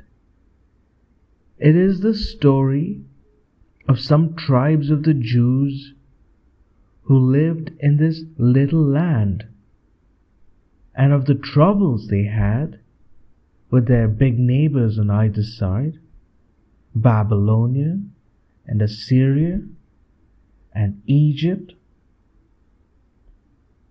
If the story had not become part of the religion of the Jews and of Christianity, few persons would probably know of it. About the time that Knossos was destroyed, Saul was king of Israel, which was part of Palestine.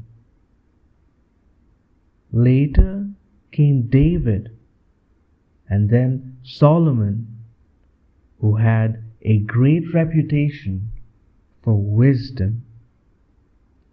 I mention these three names because you must have heard of them or read about them. End of chapter 6 of the Glimpses of World History, book by Jawaharlal Nehru. This is a reading recording for Vox Olympia audiobooks on the 15th of August 2022 AD. Our reading recordings are made possible by the generous endowment of the Bir Hemavati Literary Arts Foundation and our recording studios herein. Our reading recordings at Vox Olympia audiobooks are made for the benefit of the blind, the reading disabled, children of the world, and everyone else interested in our books. We thank our listeners for tuning in today. Good day.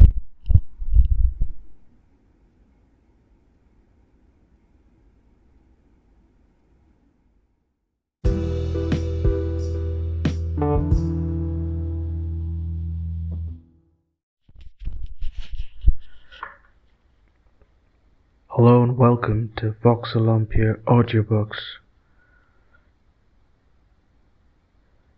Today, the 1st of November 2022, for the rest of this month of November, in the honor of the birth anniversary of Pandit Jawaharlal Nehru, we continue with our readings from the book Glimpses of World History. Vox Olympia audiobooks are recorded at the B.L. Himavati Literary Arts Foundation.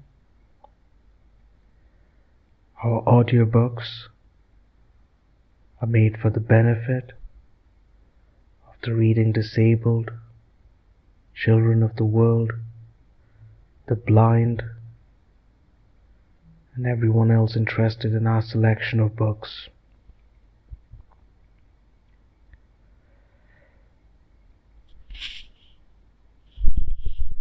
We thank our listeners for tuning in.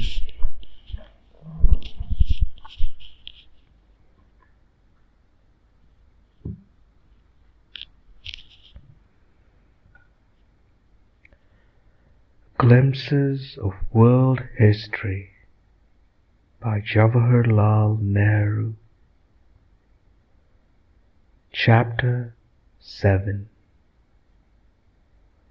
The Greek City-States.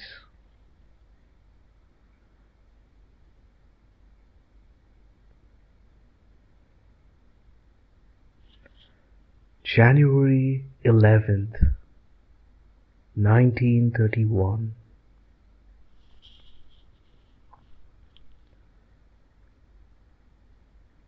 In my last letter, I said something about the Greeks or Hellenes. Let us have another look at them and try to form some idea of what they were like. It is very difficult, of course, for us to form a real and truthful idea of something or some people whom we have never seen. We are so used to our present conditions and ways of living, or we can hardly imagine an utterly different world. That the ancient world, whether in India or China or Greece, was utterly different from the present world. All we can do is to guess, with the help of their books and buildings and other remains, what the people in those days were like.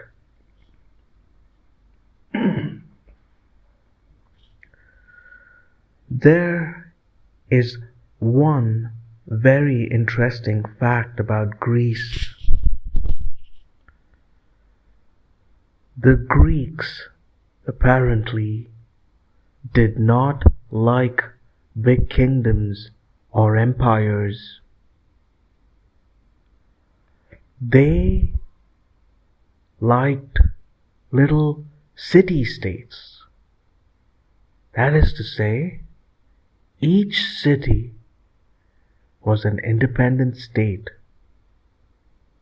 They were little republics the city in the center, and some fields around about them from which the food of the city came. A republic, as you know, has no king. These Greek city-states had no kings, but were governed by the rich citizens. The average man there had little or no say in the government.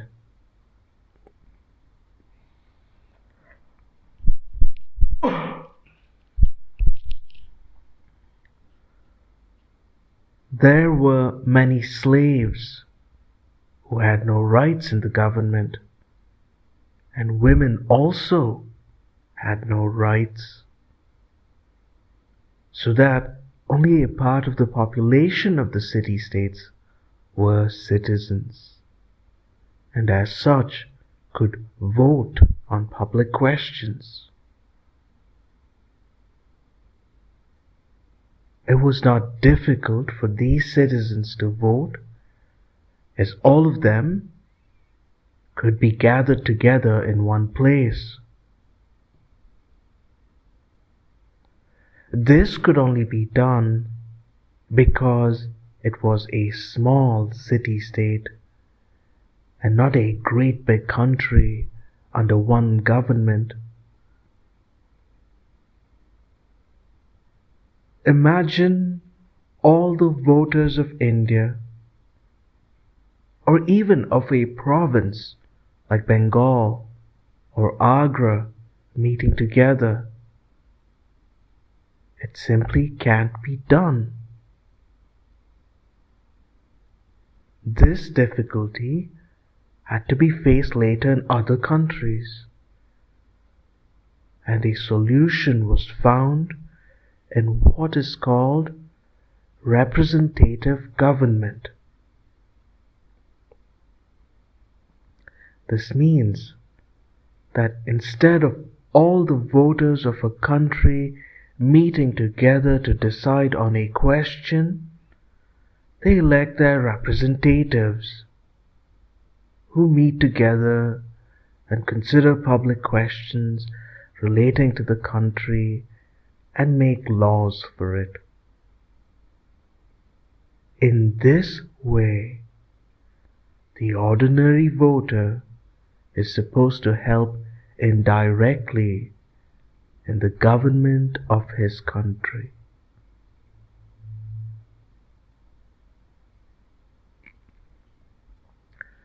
But this has nothing to do with Greece. Greece avoided this difficult question by not having anything bigger than a city-state. Although the Greeks spread out, as I've told you, all over Greece and southern Italy and Sicily and other coasts of the Mediterranean, they did not try to have an empire or one government for all these places under their control. Everywhere they went, they formed their separate city-state.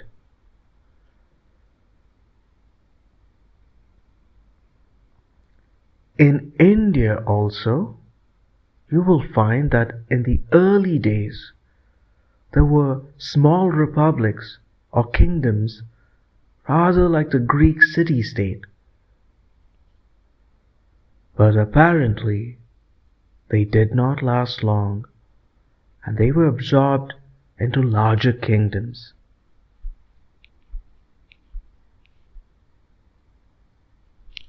Even so, however, for a very long time, our village panchayats had a great deal of power. Perhaps the first impulse of the old Aryans was to have small city-states wherever they went. But geographical conditions and contact with older civilizations gradually made them give up this idea in many of the countries they inhabited. In Persia especially, we find large states and empires grew up. In India also, there was a tendency for larger kingdoms to grow up. But in Greece, the city-state continued for long till a Greek, famous in history, made the first attempt we know of to conquer the world. This was Alexander the Great. We shall have something to say of him later.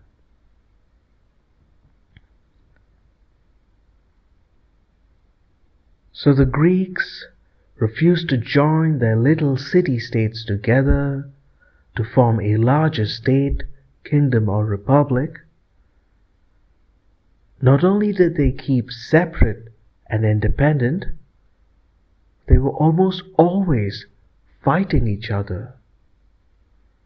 There was great rivalry between them, often resulting in war. And yet, there were many common links joining these city-states together. They had a common language, a common culture, and the same religion. Their religion was one of many gods and goddesses, and they had a rich and beautiful mythology like the old Hindu mythology. They worship the beautiful. Even now, we have a few of their old statues in marble and stone, and they are wondrously beautiful. They believed in having healthy and beautiful bodies, and for this purpose organized games and races. These games used to take place from time to time on a big scale at Olympia in Greece, and people from all over Greece gathered together there. You must have heard of the Olympic Games that take place even now. The name has been taken from the old Greek games at Olympia and applied to the games and championships between different countries.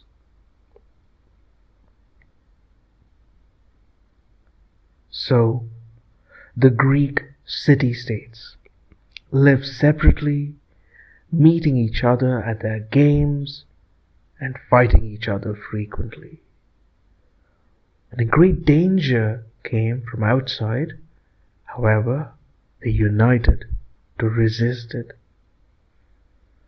This was the Persian invasion, about which we shall have something to say at a later stage.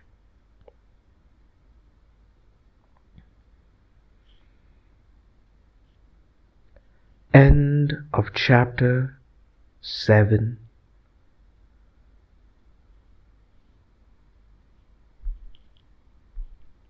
The Greek city-states.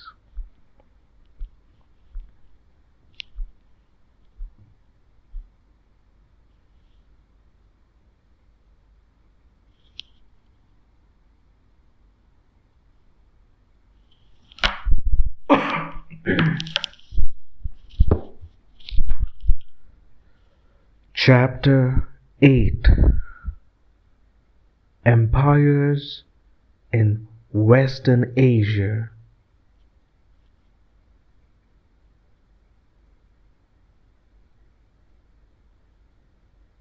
January 13th, 1931.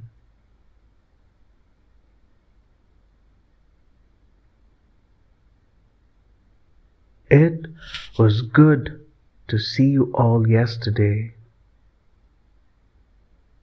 but I had a shock when I saw Dadu. He was looking so weak and ill. Look after him well and make him fit and strong again. I could hardly speak to you yesterday.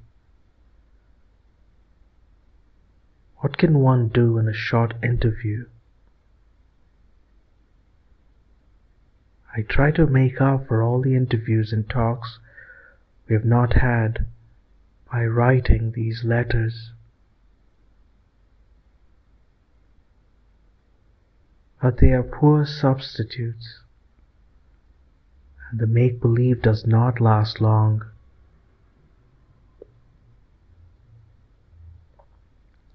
Still, it is good sometimes to play at make-believe.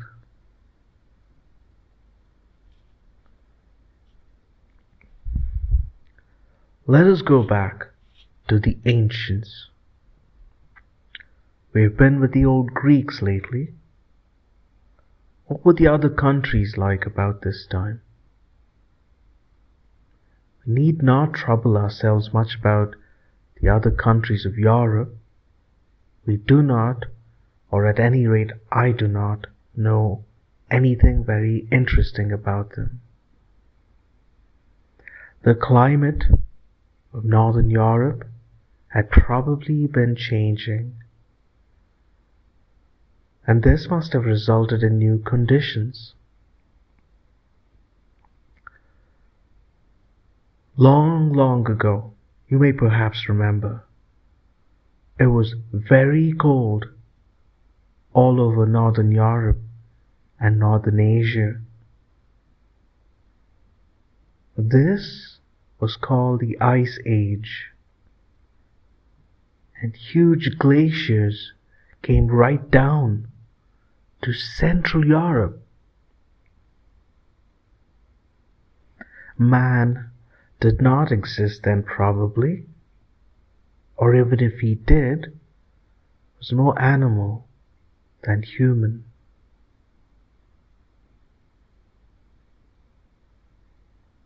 You may wonder how we can say now that there were glaciers in those days.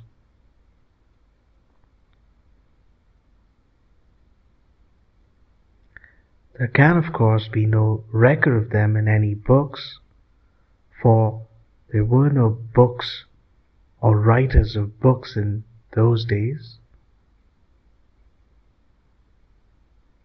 But you've not forgotten the book of nature, I hope. Nature has a way of writing her own history in her rocks and stones, and all who wish to may read it there. It is a kind of autobiography, that is, one's own history. Now, glaciers have a way of leaving very peculiar marks of their existence. You can hardly mistake them once you get to recognize them. And if you want to study these marks, all you have to do is to go to any of our present glaciers in the Himalayas or the Alps or elsewhere. You have yourself seen the glaciers round about Mont Blanc and the Alps, but perhaps no one pointed out to you then these special marks. There are plenty of fine glaciers in Kashmir and in other parts of the Himalayas.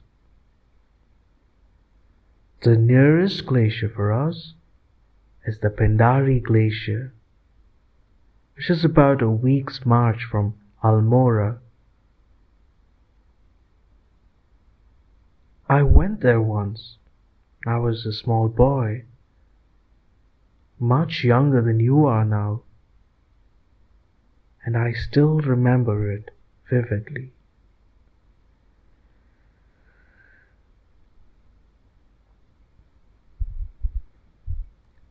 Instead of history and the past, I have drifted into glaciers in the Pindari. That comes of the game of make-believe. I want, if possible, to talk to you as if you were here. And if I do so, you must surely have little excursions occasionally to glaciers and the like.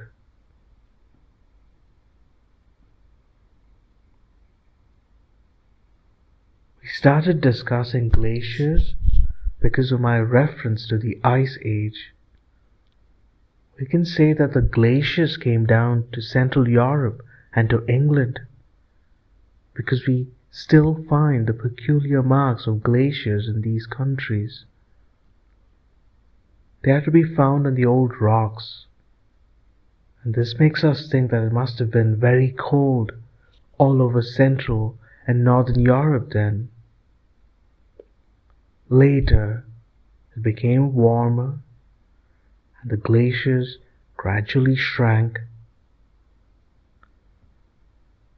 Geologists, the people who study the history of Earth, tell us that this cold spell was succeeded by a warm spell, when it was even warmer than it is today in Europe. Owing to this warmth, dense forests grew up in Europe.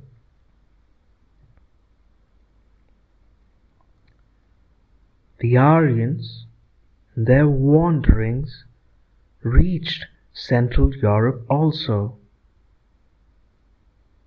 They did not appear to have done anything very remarkable there at this period, so we can, for the moment, ignore them.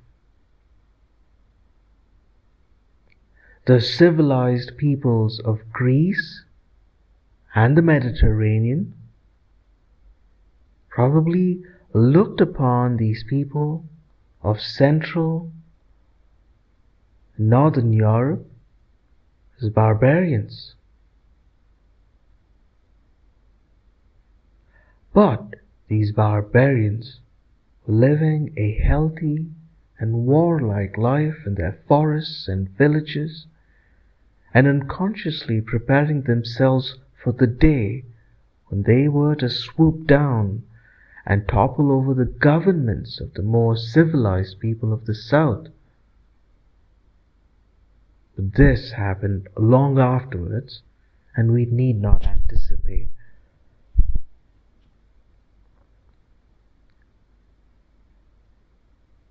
If we know little about Northern Europe, we know nothing at all about the great continents and tracts of country.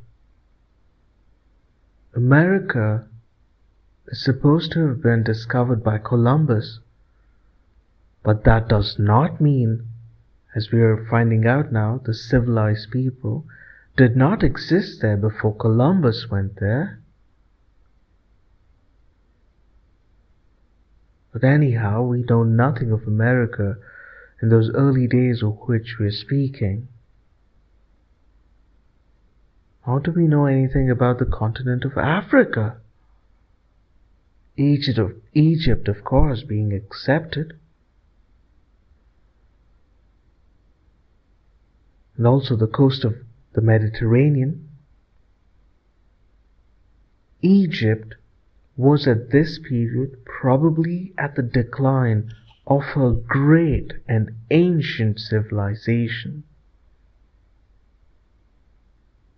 But even so, it was a very advanced country in those days. We have now to consider what was happening in Asia. Here, as you know, there were three centers of ancient civilization: the Mesopotamian, the Indian, and the Chinese.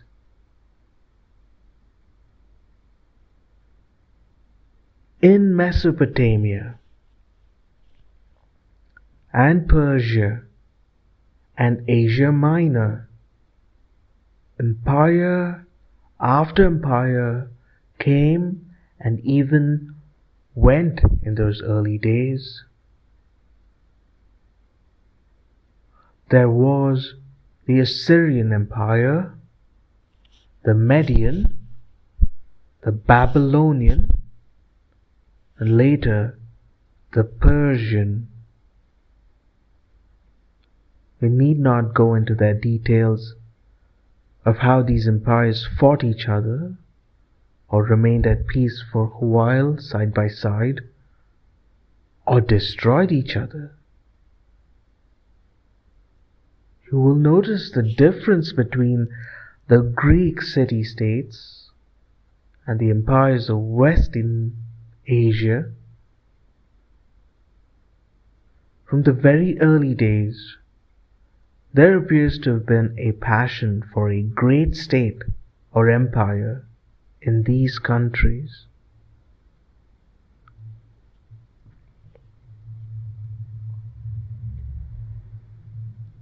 Perhaps it was due to their older civilization, or they may have been other causes. One name might interest you, that is of Croesus, of whom you must have heard. To be as rich as Croesus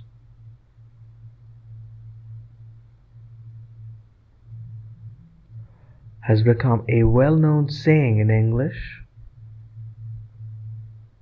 and you may have also read stories of this Croesus.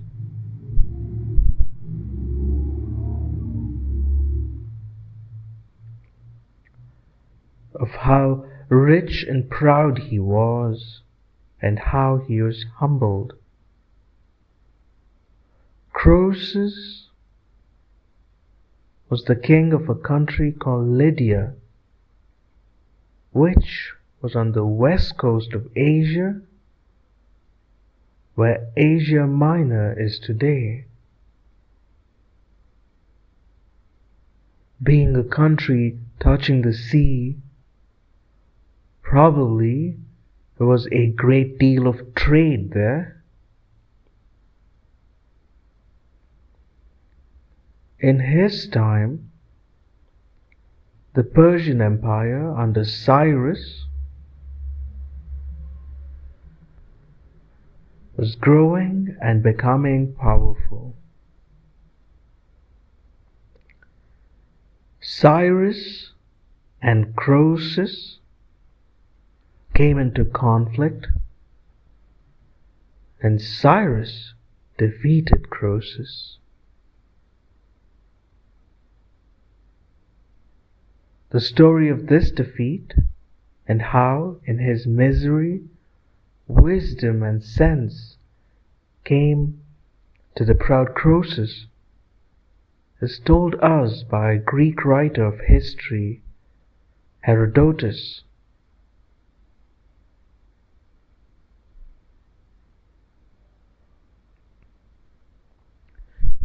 Cyrus had a great empire, probably extending right up to India in the east. But one of his successors, Darius, had an even greater empire. It included Egypt and a bit of Central Asia, and even a small part of India near the Indus River. It is said that a huge quantity of gold dust used to be sent to him from this Indian province of his as a tribute.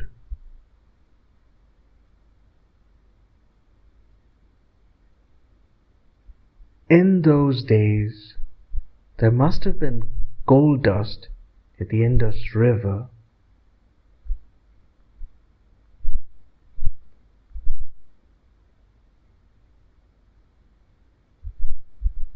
There is none to be found there now,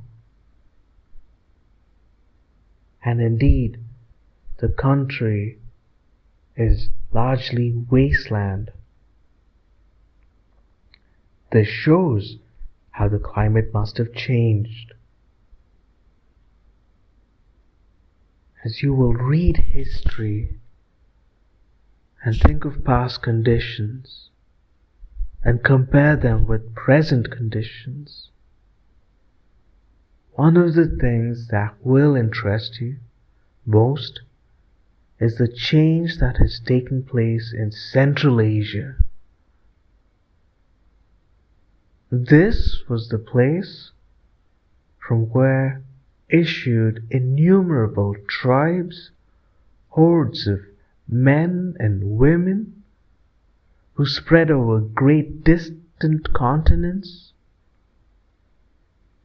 This was the place which had great and mighty cities in the past, rich and populous, comparable to the great European cities, capitals of today, cities far bigger than Calcutta or Bombay today.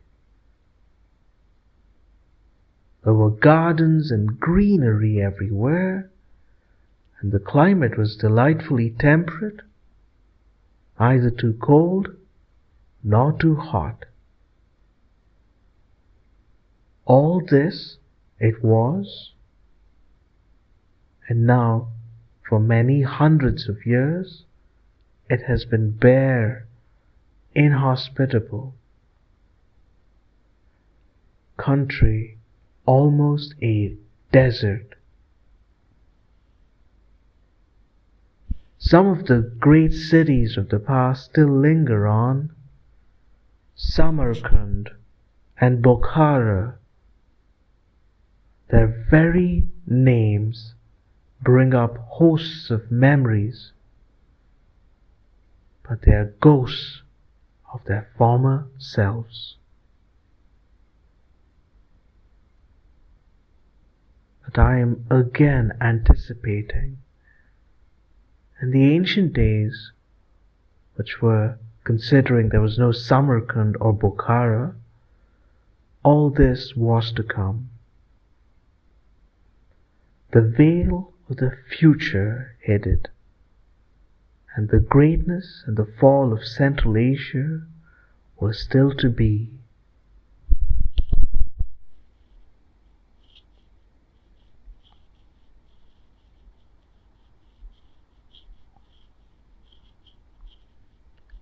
End of chapter 8. Empires in Western Asia.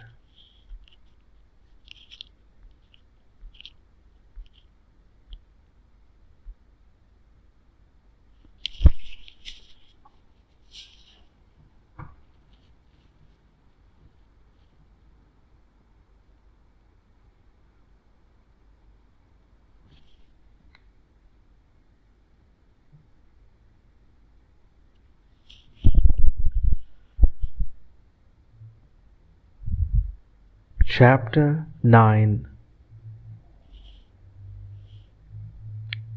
The burden of old tradition. January 14th, 1931.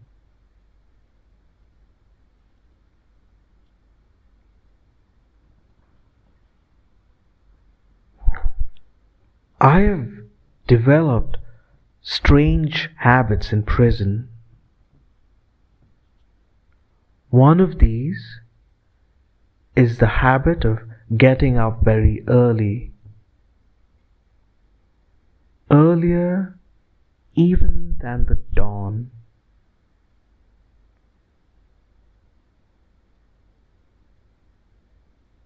I began this last summer, for I liked to watch the coming of the dawn and the way it gradually put out the stars.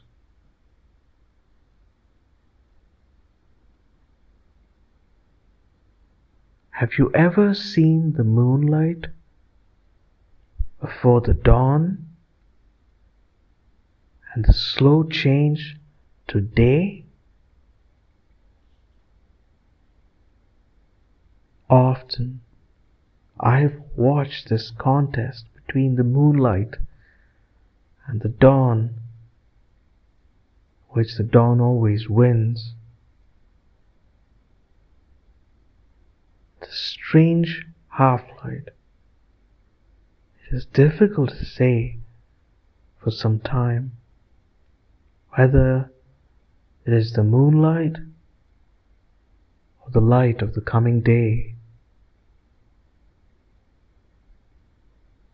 And then, almost suddenly, there is no doubt of it, and it is day, and the pale moon retires, beaten from the contest.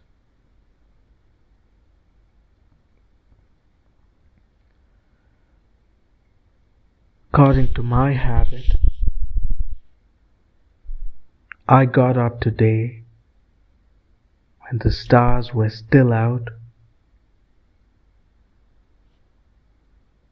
and one could only guess that the morning was coming by that strange something which is in the air before the dawn.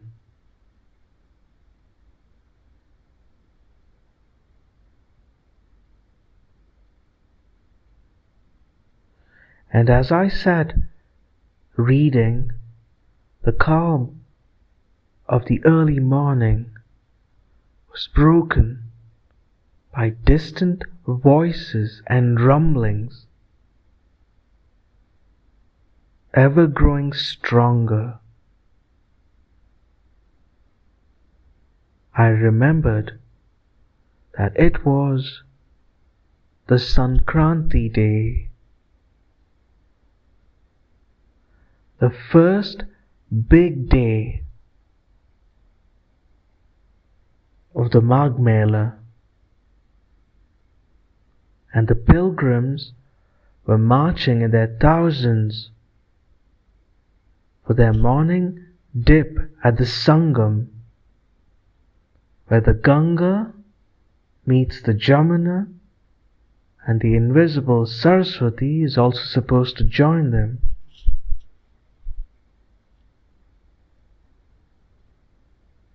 And as they marched, they sang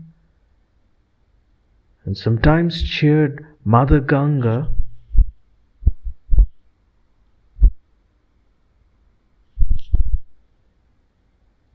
Ganga Ma Ki Jai.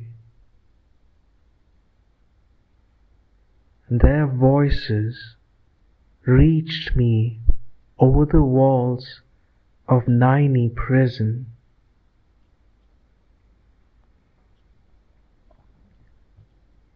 As I listened to them, I thought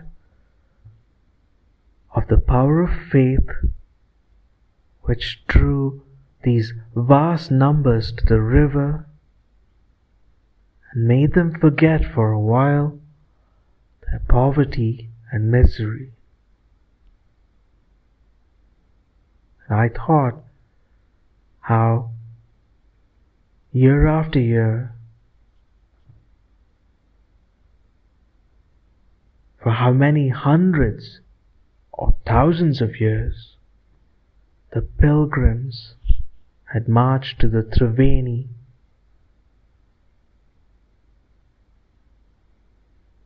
Men may come and men may go, and governments and empires may lord it a while and then disappear into the past. But the old tradition continues, and generation after generation bows down to it.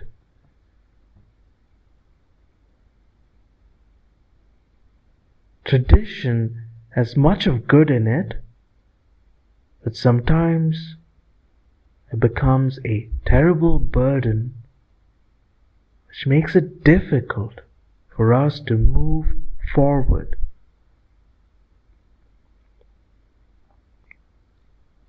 It is fascinating to think of the unbroken chain which connects us with a dim and distant past, to read accounts of these mailers written 1,300 years ago.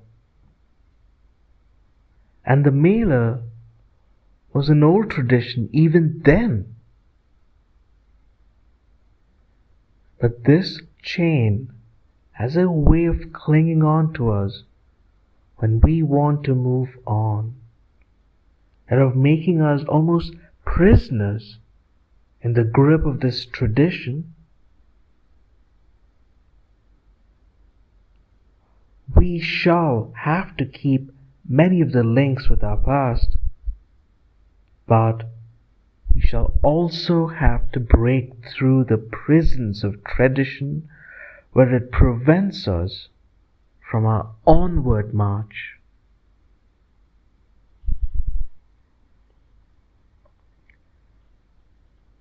In our last 3 letters,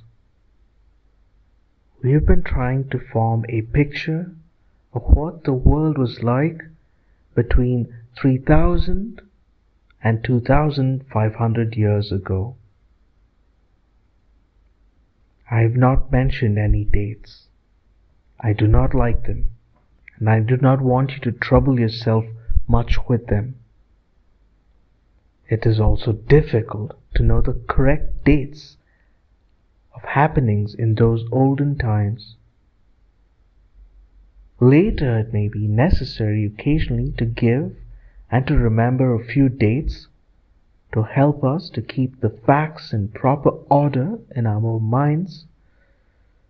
For the present, we are trying to form an idea of the ancient world.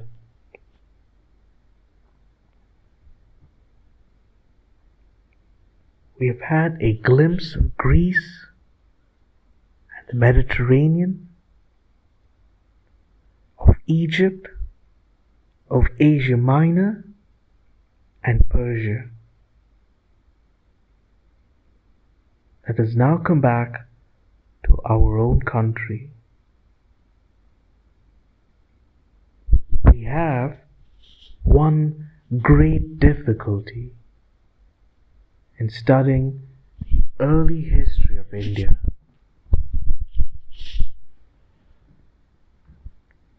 The early Aryans here, or the Indo-Aryans as they are called, cared to write no histories. We have seen already in our earlier letters how great they were in many ways.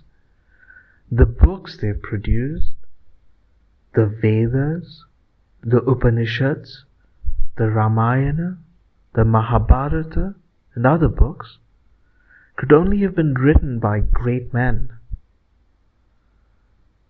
These books and other material help us in studying past history.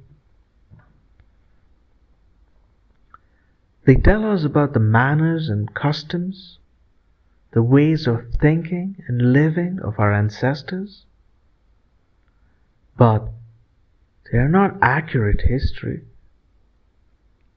The only real history in Sanskrit, but of a much later period, is a history of Kashmir. This is called the Rajata Rangini, the Chronicle of the kings of Kashmir and was written by Kalhana. You will be interested to learn that as I am writing these letters to you, Ranjit Papa is translating this great history of Kashmir from the Sanskrit. He has nearly finished half of it.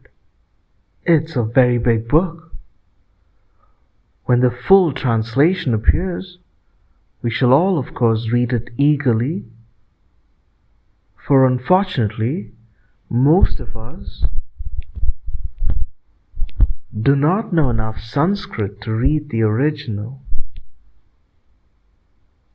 We shall read it not only because it is a fine book, but also because it will tell us a great deal about the past, and especially about Kashmir, which, as you know, is our old homeland.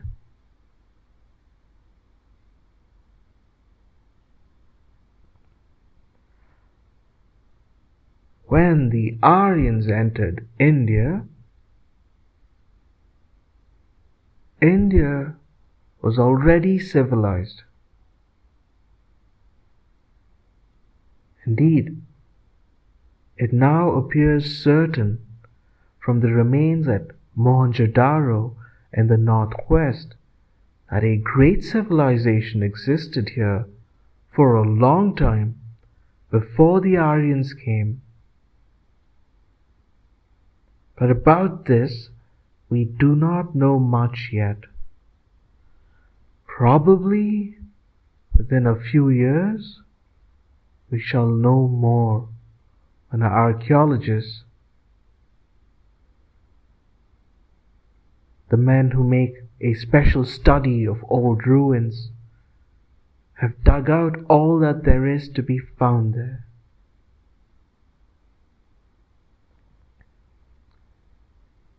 Even apart from this, however, it is clear that the Dravidians had a rich civilization then in southern India, and perhaps also in northern India.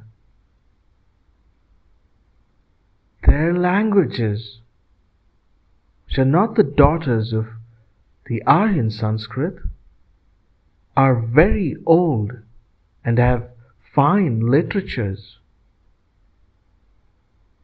These languages are Tamil, Telugu, Kannarese, and Malayalam. All these languages still flourish in South India. Perhaps you know that the National Congress, unlike the British government, has divided India on the basis of language.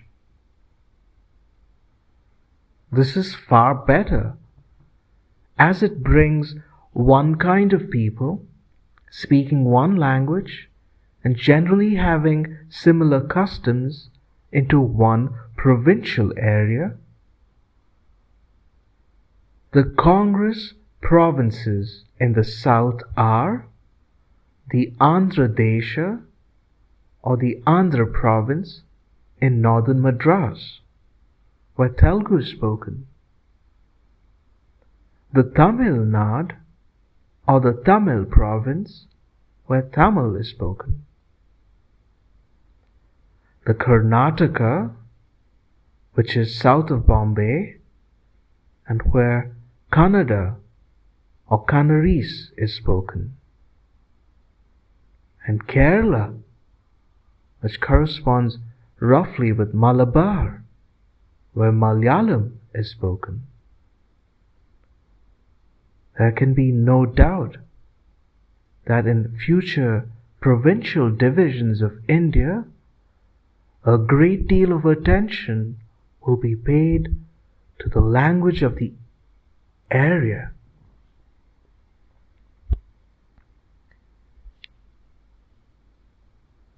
Here, I might as well say a little more about the languages of India.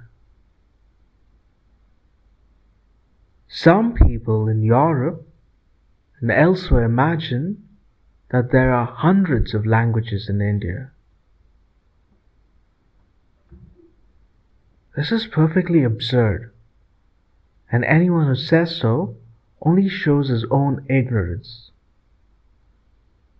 In a big country like India, there are of course numerous dialects, that is, local variations of a language. There are also many hill tribes and other small groups in various parts of the country with special languages. But all these are unimportant when you take India as a whole. Only from the point of view of the senses are they important. The real languages of India, as I think I mentioned in one of my earlier letters, belong to two families: the Dravidian, to which we have referred above, and the Indo-Aryan. The principal Indo-Aryan language was Sanskrit, and all the Indo-Aryan languages of India are daughters of Sanskrit. These are Hindi, Bengali, Gujarati, and Marathi. There are also some other variations. In Assam, there is Assamese, and in Orissa or Utkal, the Oriya language is used. Urdu is a variation of Hindi. The word Hindustani is used to mean both Hindi and Urdu. Thus, the principal languages of India are just 10: Hindustani, Bengali, Gujarati, Marathi, Tamil, Telugu, Kannadese, Malayalam, Oriya, and Assamese. Of these, Hindustani, which is our mother tongue, is spoken all over northern India, in the Punjab, United Provinces, Bihar, Central Provinces, Rajputana, Delhi, and Central India. This is a huge area, inhabited by about 150 million people. So you see that already 150 million speak Hindustani with minor variations. As you well know, Hindustani is understood in most parts of India. It is likely to become the common language of India, but this, of course, does not mean that the other principal languages which I have mentioned should disappear. They should certainly remain as provincial languages, for they have fine literatures, and one should never try to take away a well-developed language from a people. The only way for a people to grow, for their children to learn, is through their own language. In India today, everything is topsy-turvy, and we use English a great deal even amongst ourselves.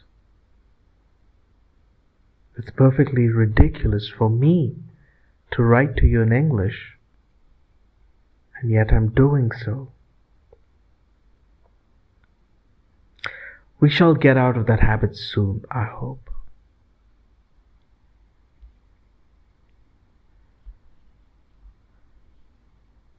End of chapter 9. The burden of old tradition. From the book Glimpses of World History by Jawaharlal Nehru. This recording was conducted at the recording studios of the B.L. Himavati Literary Arts Foundation for Vox Olympia audiobooks made for the benefit of the reading disabled, the blind, the children of the world, and everyone else interested in our selection of books.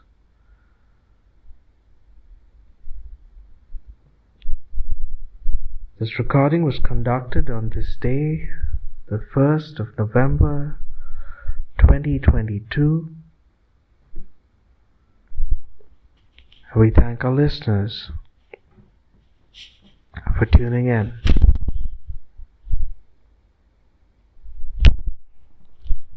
Thanks and bye-bye.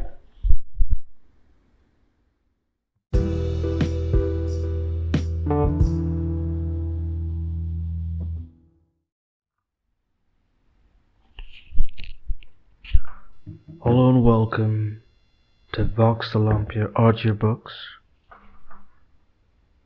Our book reading recordings are made for the benefit of the reading disabled, children of the world, the blind, and everyone else interested in our selection of books. The recordings are conducted at the studios of the B.L. Himavati Literary Arts Foundation on this day, the 1st of November, continuing with our reading of Glimpses of World History by Jawaharlal Nehru. We thank our listeners for tuning in.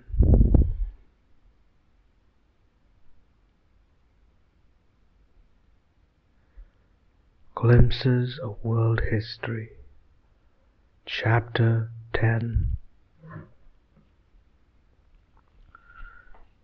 The Village Republics of Ancient India,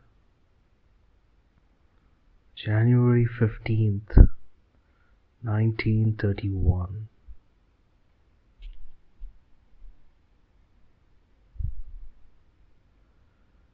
How are we to make any progress with our review of past history? I am always leaving the main line and getting along side tracks. In my last letter, just when I was getting on to the subject, I started off on the languages of India. Let us go back to old India. You know that what is Afghanistan today was then, and for a long time afterwards, a part of India. The northwest of India was called Gandhara. All over the north, in the plains of the Indus and the Ganges, there were big settlements of the Aryans. These Aryan immigrants probably knew the art of building well, for many of them must have come from the Aryan settlements in Persia and Mesopotamia, where there were great cities even then. And between Aryan settlements were many forests, and especially between northern India and the south, there was a great forest. it is unlikely that any large number of Aryans crossed this forest to settle down in the south, but many individuals must have gone to explore and to trade and to carry on the Aryan culture and traditions to the south.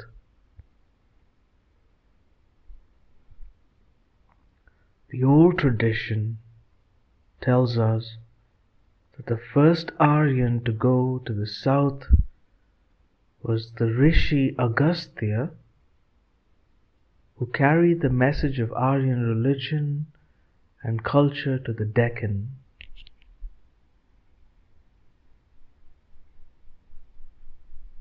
A considerable trade already flourished between India and foreign countries. The pepper and gold and pearls of the south attracted foreign traders across the sea. Rice also was probably exported.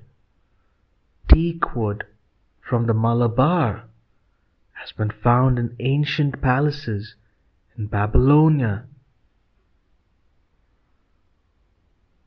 Gradually, the Aryans evolved their village system in India.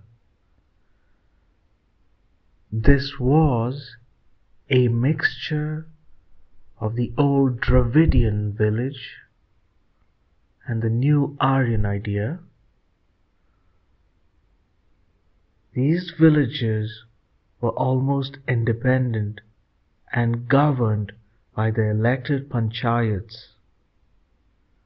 A number of villages or small towns were joined together under a Raja or chief, who was sometimes elected and sometimes hereditary.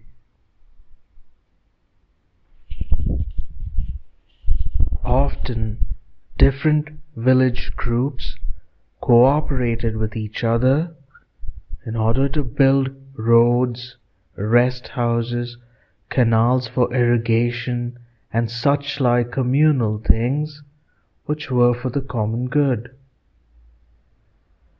It appears that the Raja, although he was the chief man in his state, could not do just what he liked. He was himself subject to Aryan laws and customs, and he could be deposed or fined by his people. There was no such thing as l'état c'est moi, to which I referred in my earlier letters.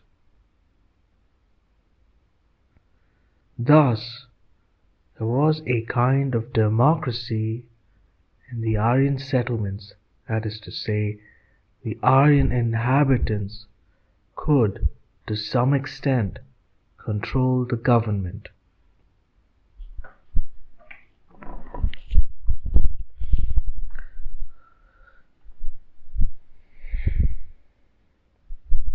Compare these Indo-Aryans to the Aryan Greeks.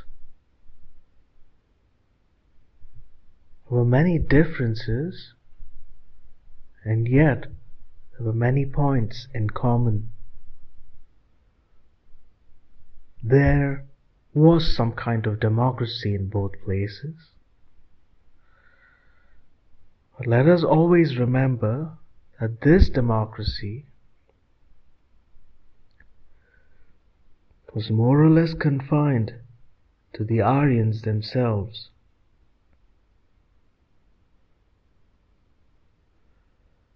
Their slaves, or those whom they placed in low castes, had no democracy or freedom. The caste system, with its innumerable divisions, as we know, did not exist then. In those days, there were among the Indian Aryans 4 divisions of society, or 4 castes.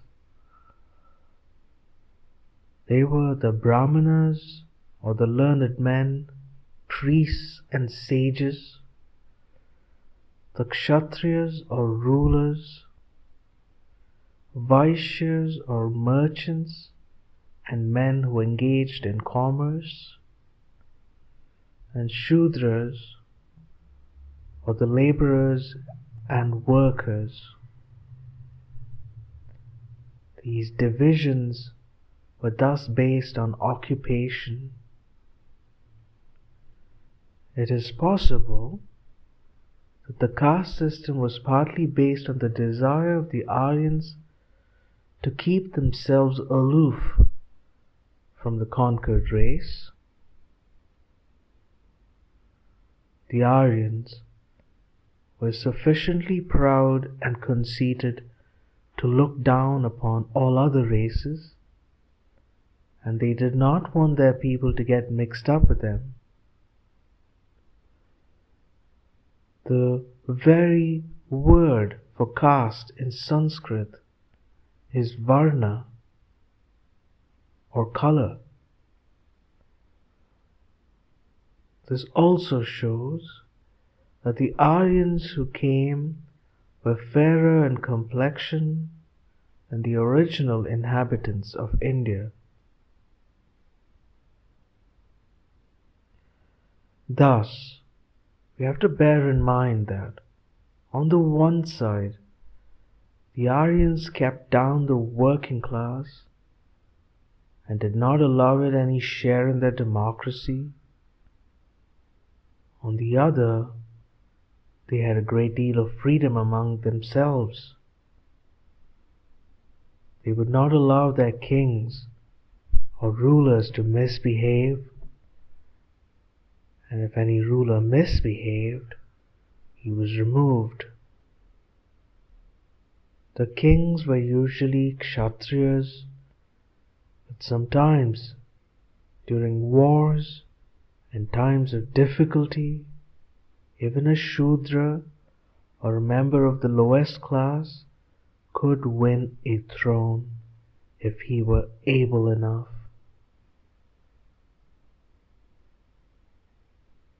In later days, the Aryans degenerated and their caste system became rigid.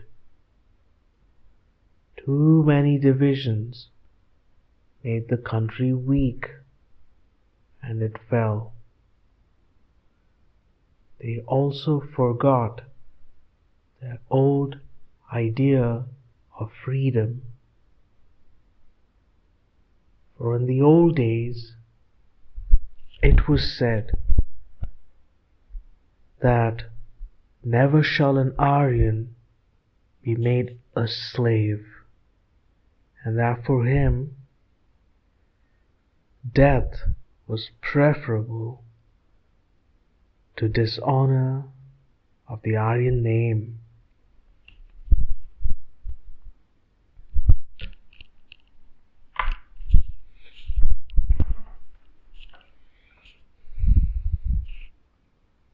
The settlements of the Aryans, the towns and villages, did not grow up in a haphazard way.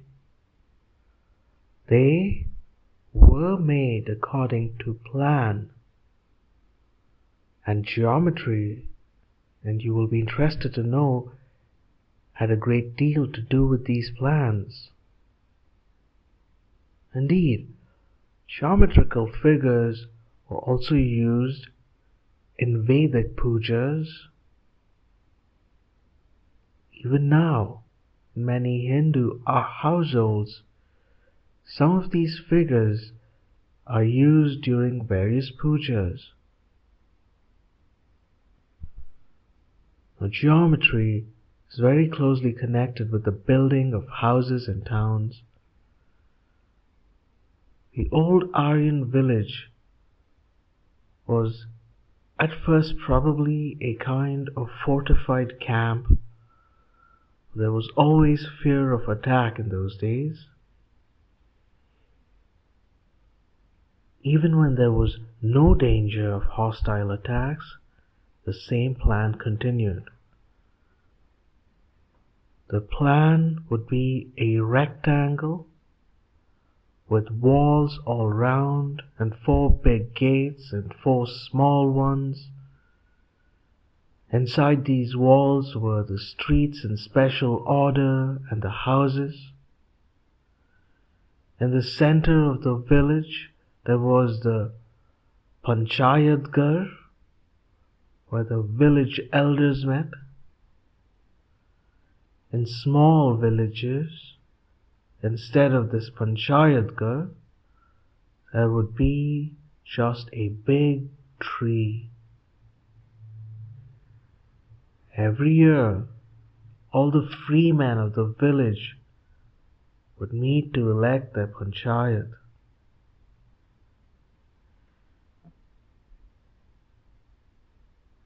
Many learned men used to retire into the forests, in the towns and villages, in order to lead simple lives and to study and work in quiet. Pupils gathered around them, and gradually fresh settlements grew up of these teachers and their students.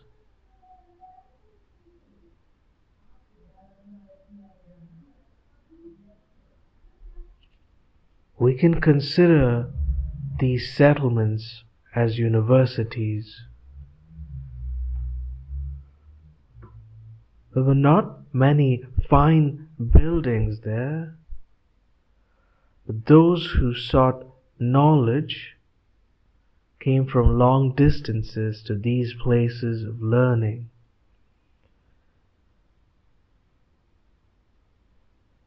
Opposite Anand Bhavan is Bharadwaj Ashram. You know it well. Perhaps you also know that Bharadwaj is supposed to have been a very learned man in the old days of the Ramayana, and Ramachandra is said to have visited him during his exile. It is stated that the thousands of pupils and students lived with him. Must have been quite a university with Bharadwaj as its head. In those days, the ashram was on the banks of the Ganga. This is very likely, although now the river is nearly a mile away. The soil of our garden is in some places very sandy and may have been part of the bed of the Ganga in those days.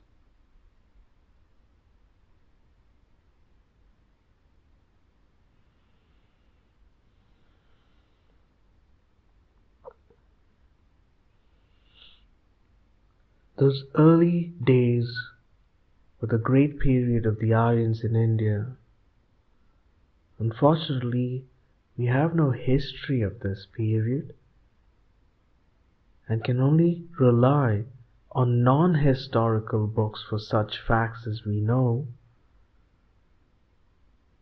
Among the kingdoms and republics of those days were Magadha in South Bihar, Videha in North Bihar, Kashi or Benares, Koshala, of which the capital was Ayodhya, the modern Faizabad, and the Panchalas between the Ganga and the Jamuna. In the country of these Panchalas, the 2 chief cities were Mathura and Kanyakubja.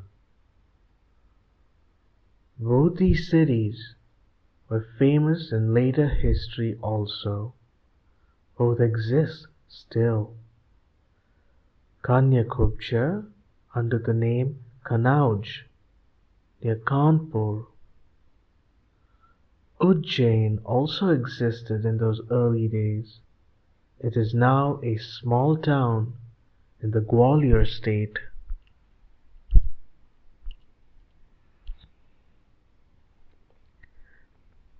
Near Pataliputra or Patna, there was the city of Vaishali. This was the capital city of a clan famous in early Indian history, the Lichavi clan. This state was a republic and was governed by an assembly of notables with an elected president who was called the Nayaka. As time passed, large towns and cities grew up, trade increased, the arts and crafts of the artisan prospered, the cities became big trading centers, the ashrams in the forests where the learned Brahmins lived with their pupils also grew up into large university towns. And in these centers of learning, every kind of subject that was known then was taught.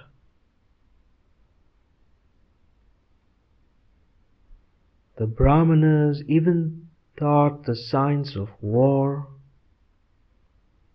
You will remember that the great teacher of the Pandavas in the Mahabharata was Dronacharya, a Brahmin, who taught them, among other things, the way to fight.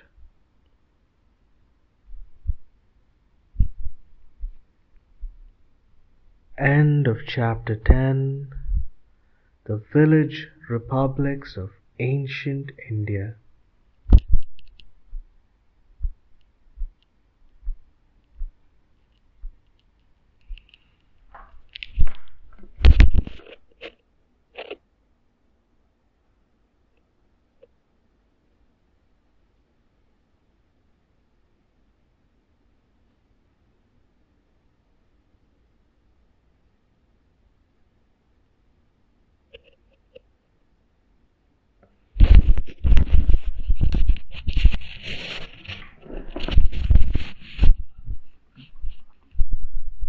Chapter 11.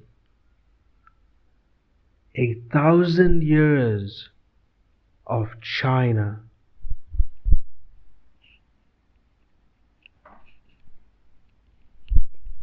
January 16th,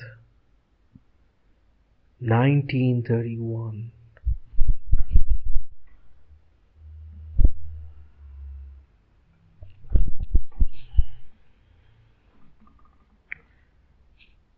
News has come from the outside world, news that disturbs and grieves, and yet fills one with pride and joy. We have heard of the fate of the Sholapur people. We have also had some brief accounts of what happened all over the country when this sad news was known.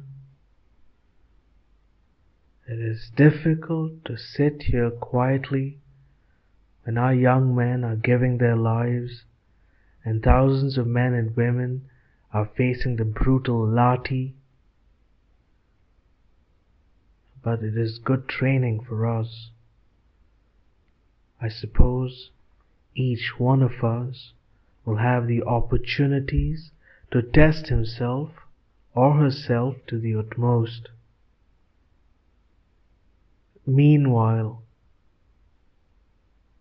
does one's heart good to know how our people dare to go ahead to meet the suffering, how each additional weapon and blow of the enemy makes them stronger and more determined to resist.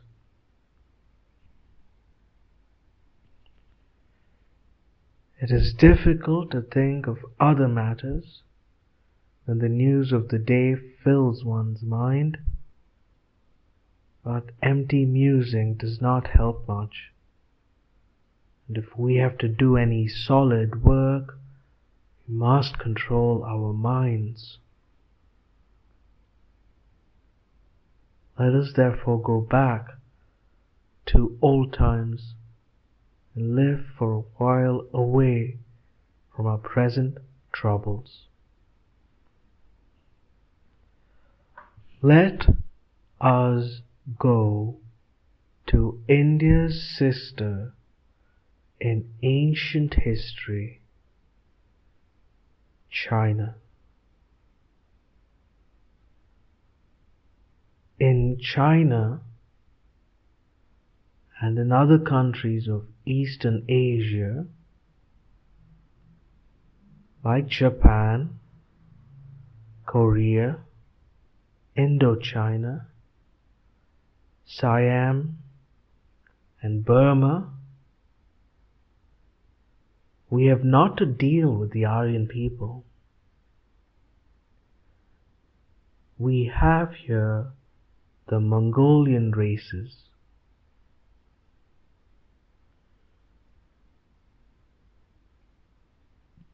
About 5,000 years ago, or more, there was an invasion of China from the west. These invading tribes also came from Central Asia.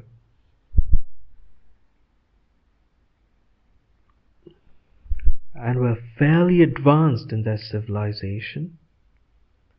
They knew agriculture and kept large flocks and herds of cattle. They built good houses and had a well-developed society. They settled down near the Huanghe, which is also called the Yellow River, and they organized their state.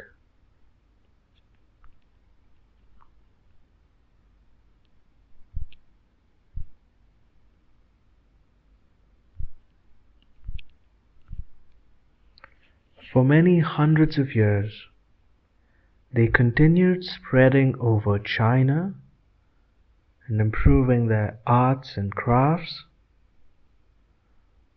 The Chinese people were largely farmers, and their chiefs were really patriarchs of the kind I have described to you in my earlier letters. 600 or 700 years later, that is, more than 4,000 years ago from now, we find a man named Yao calling himself emperor. In spite of this title, he was more of a patriarch than an emperor of the kind Egypt or Mesopotamia had. The Chinese people continued to live as farmers, and there was not much of a central government.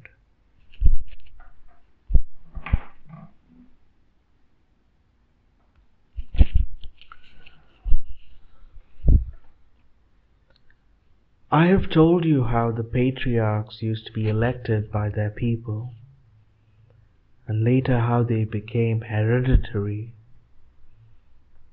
We see that happening in China. Yao was not succeeded by his son, but he nominated another person who was considered the most capable man in the country. Soon, however, the title became hereditary, and it is said that for more than 400 years the Xie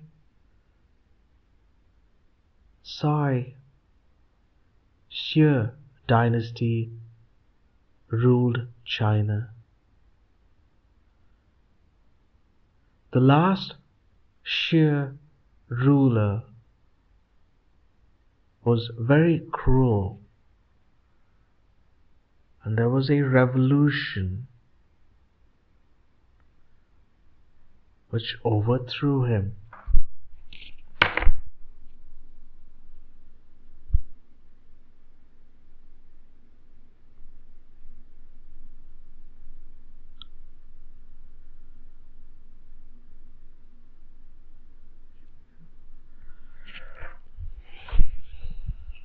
The last Xie ruler was very cruel, and there was a revolution which overthrew him. Another dynasty called the Shang or Yin dynasty then came into power, and this lasted for nearly 650 years.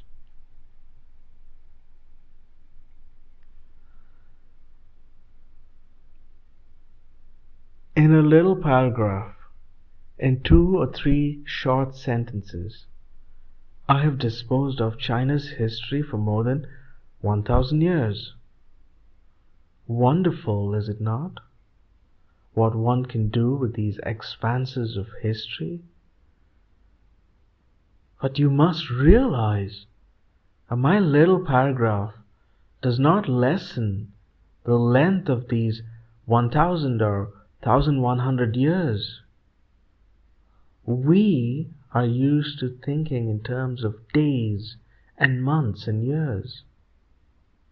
It is difficult for you to have a clear idea of even 100 years. Your 13 years seem a lot, do they not? And each additional year makes you so much bigger. How then can you get hold in your mind of 1,000 years of history? It is a long time. Generation after generation comes and goes, and towns grow into great cities and then crumble away, and fresh cities take their place. Think of the last 1,000 years of history. Then perhaps you will have some idea of this long period. What amazing changes have taken place in these 1,000 years in the world.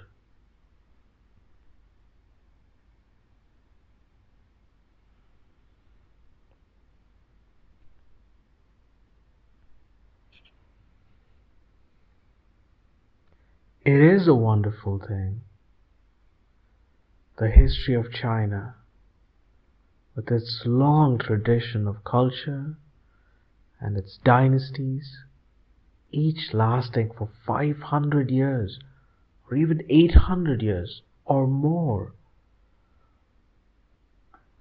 Think of the slow progress and development of China during these 1,100 years I've disposed of in a paragraph.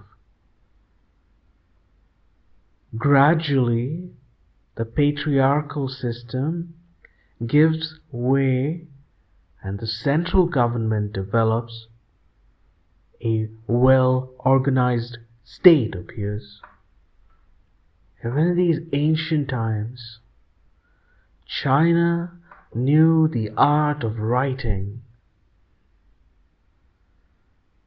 But Chinese writing, as you know, is very different from our writing or from the writings of the English and French.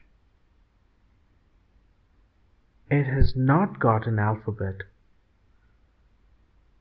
It is written in symbols or pictures.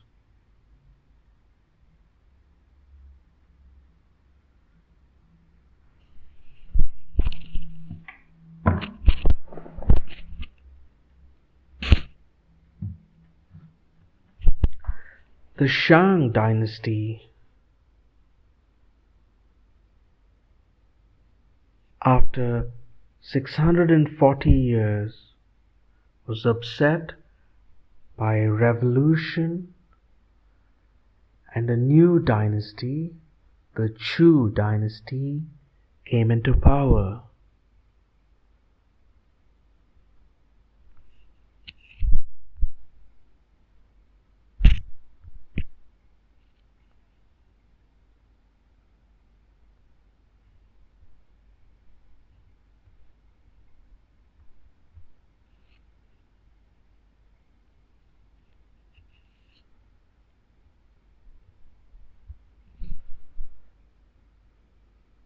This had an even longer period of power than the Shang.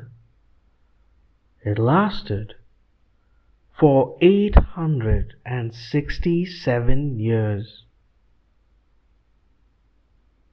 It was under the Chu dynasty that a well-organized Chinese state appeared.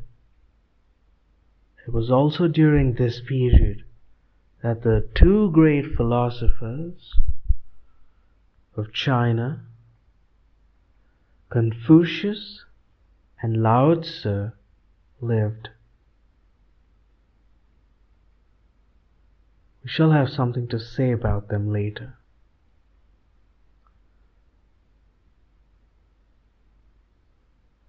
When the Shang dynasty was driven out, one of its high officials, named Kitse, preferred exile to serving the Chus. So he marched with 5,000 followers out of China into Korea. He called the country Chosen, or the land of the morning calm. He called the country Chosen, or the land of the morning calm. Korea, or Chosen, is east of China, so Kitse went east towards the rising sun. Perhaps he then thought that he had reached the easternmost country, therefore gave it the name. With Kitse began the history of Korea.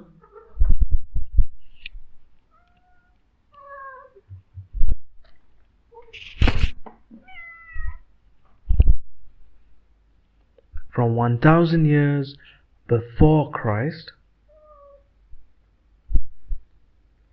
Kitse brought to his new country Chinese crafts and arts and house building and agriculture and silk making. More Chinese immigrants followed Kitse. Kitse's descendants ruled Chosen for over 900 years.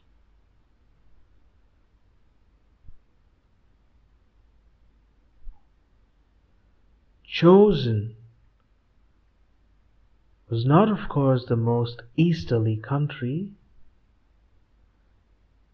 East of it, as we know, is Japan. but you have no knowledge of what was happening in Japan.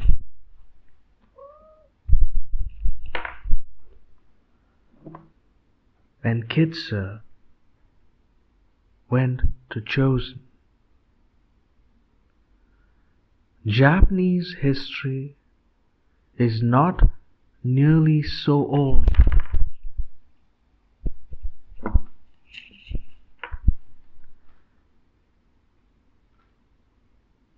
as that of China or even Korea or Chosen.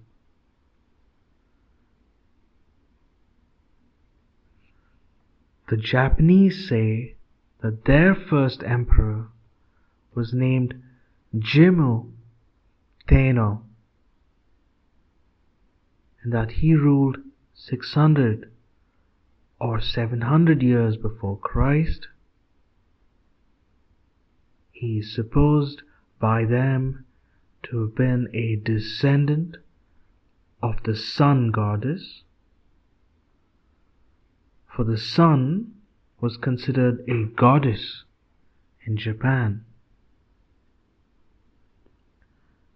The present Emperor of Japan is said to be a direct descendant of this Jimmu Tenno, and is thus also believed by many Japanese to be a descendant of the sun.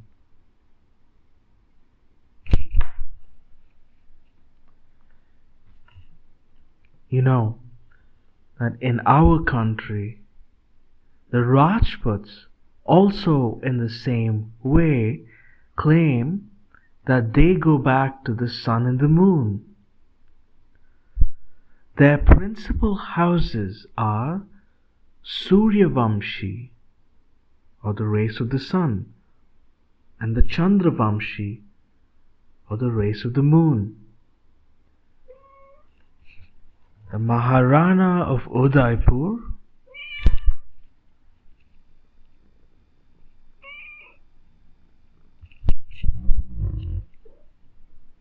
is the head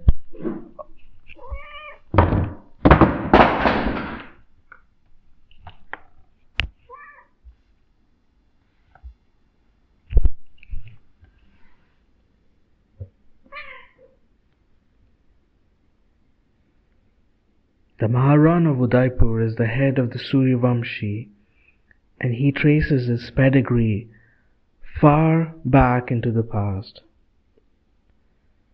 Wonderful people are our Rajputs, and of the stories of their valor and chivalry there is no end.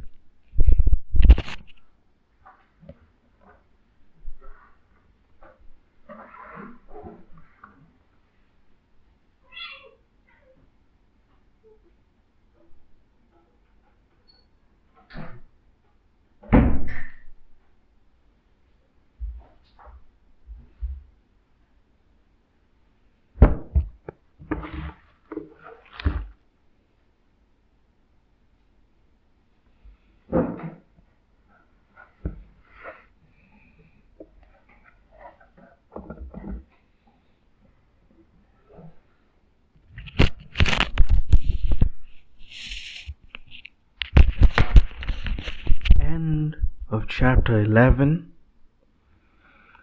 1000 years of China.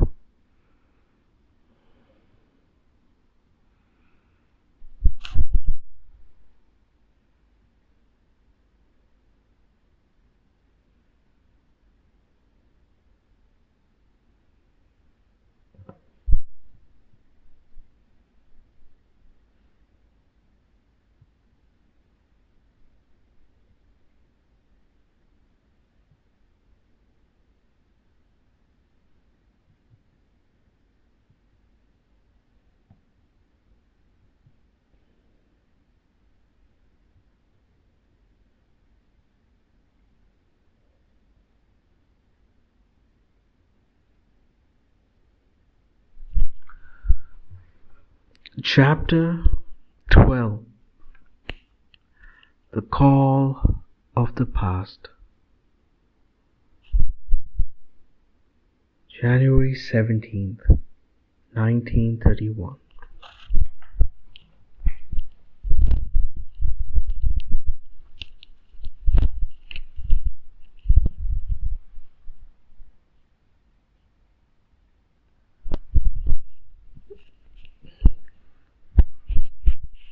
We have now had a brief look at the ancient world as it probably was up to about 2,500 years ago. Our survey has been very brief and very limited. We have only dealt with countries which were fairly advanced, or which have some kind of definite history. In Egypt, we have just mentioned the great civilization which produced the pyramids and the Sphinx and many other things which we cannot go into now. This great civilization had had its day. It was on the decline even at this early period which we are considering. Knossos was also nearing its end. In China, we've traced vast periods of time during which it grew into a great central empire, developed writing and silk making, many beautiful things. We have had a glimpse of Korea and Japan. In India, we have just hinted at the old civilization represented now by the ruins at the Mohenjo-daro in the Indus Valley, and the Dravidian civilization with its trade with foreign countries, and lastly, the Aryans. We have referred to some of the famous books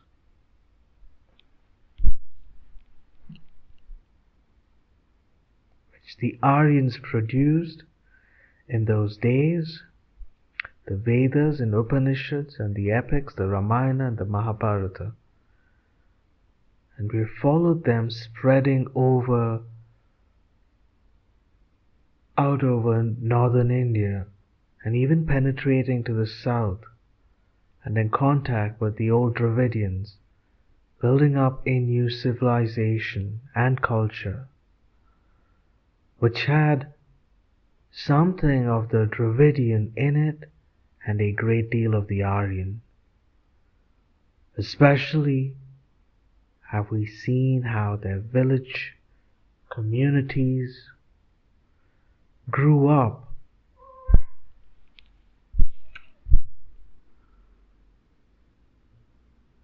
on a democratic basis and developed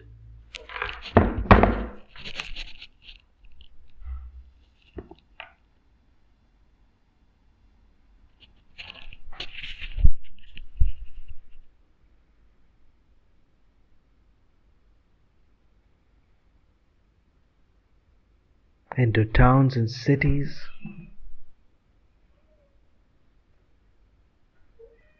and forest ashrams became universities.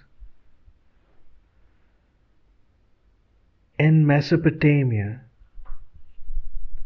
and Persia, we have only briefly referred to the growth of empire after empire. One of these later empires, that of Darius, extending to the river Indus in India. In Palestine, we have had a glimpse of the Hebrews, who, though few in number and living in a tiny corner of the world have attracted a great deal of attention. Their kings, David and Solomon, are remembered when greater kings have been forgotten, because they find mention in the Bible.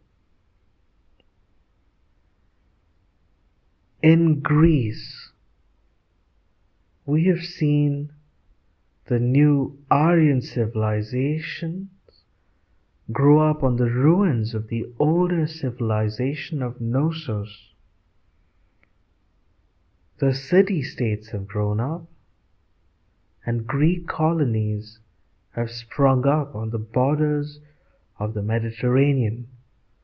Rome, which was to be great, and Carthage, its bitter rival, are just appearing on the horizon of history. All this we have barely glimpsed. I could have told you something of the countries which we have not mentioned, the countries of Northern Europe and Southeastern Asia. Even in these early days, Indian seamen from South India ventured across the Bay of Bengal to the Malay Peninsula and to the islands south of it. But we must draw the line somewhere.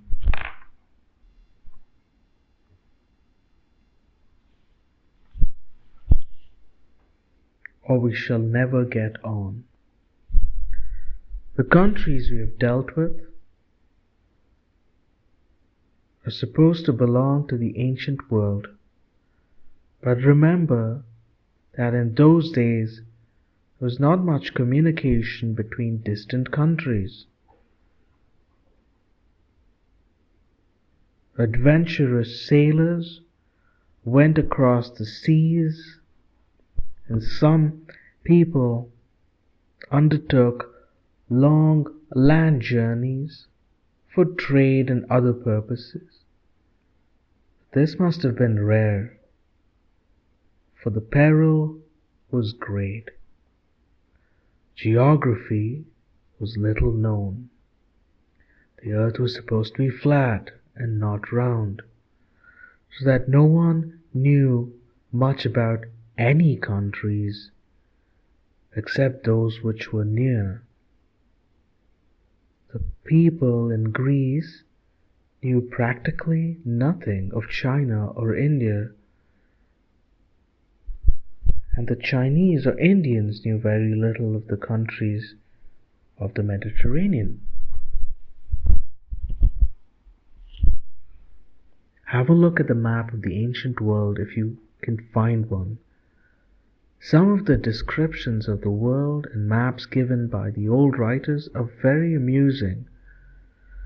In those maps, several countries assume extraordinary shapes. Maps of ancient times prepared now are much more helpful.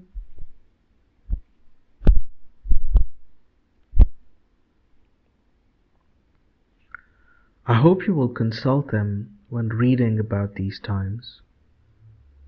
A map helps greatly. Without it, we can have no real idea of history.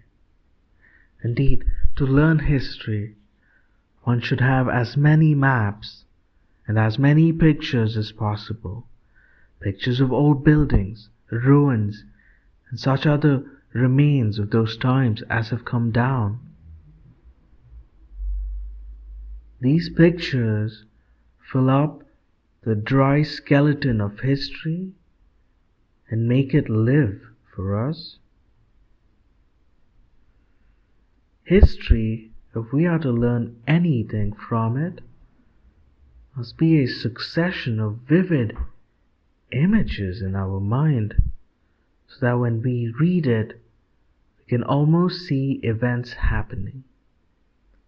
It should be a fascinating play which grips us, a comedy sometimes, more often a tragedy, of which the stage is the world, and the players are the great men and women of the past.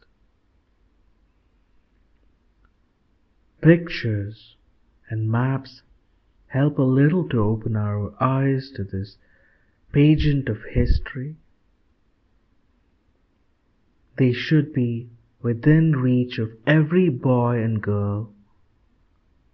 But better even than the pictures is a personal visit to the ruins and remains of old history. It is not possible to see all of these,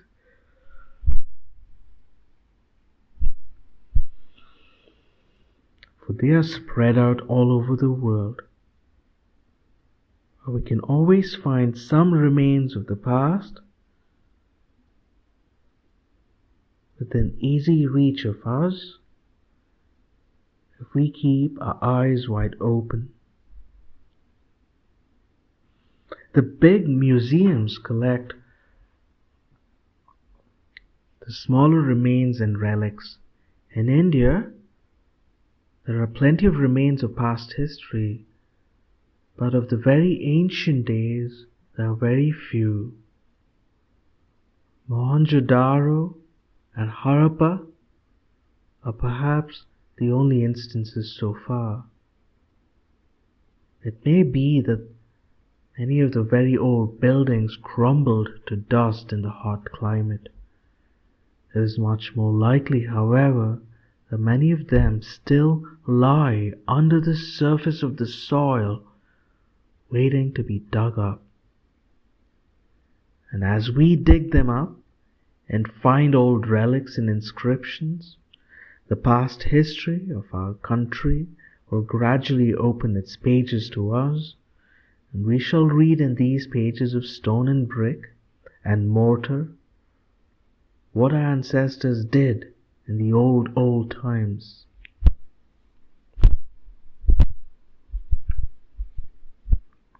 You've been to Delhi, and you've seen some of the ruins and old buildings round about the present city. When you see them again, think of the past, and they will carry you back and tell you more history than any book. Right from the days of Mahabharata have people lived in the Delhi city or near it. They have called it by many names: Indraprastha, Hastinapur, Tughlakabad, Shahjahanabad. I do not even know all these names. Tradition tells us that there have been 7 cities of Delhi on 7 different sites, always moving because of the vagaries of the river Jamuna. And now we see an 8th city, Raisina or New Delhi, rising up at the command of the present rulers of this country. Empire after empire has flourished in Delhi and has gone. Go to Benares or Kashi, the most ancient of cities, and give ear to her murmuring. Does she not tell you of her immemorial past, of how she has gone on while empires have decayed, of Buddha who came to her with his new gospel, of the millions who have gone to her through ages to find peace and solace? Old and hoary and decrepit, dirty, smelly, and yet much alive and full of strength of ages is Benares. Full of charm and wonder is Kashi, for in her eyes you can see the past of India, and in the murmur of her waters you can hear the voices of ages long gone by. Or go nearer still to the old Ashoka pillar in our city of Allahabad or Prayag. See the inscription carved on it at the bidding of Ashoka. You can almost hear his voice across 2,000 years. End of chapter 12. The Call of the Past, from the book Glimpses of World History by Jawaharlal Nehru. This reading recording is conducted for Vox Olympia audiobooks, available as podcasts at Vox Olympia at anchor.fm/Vox Olympia audiobooks. We thank our listeners for tuning in this day on November 1st for this reading. Thanks and bye-bye.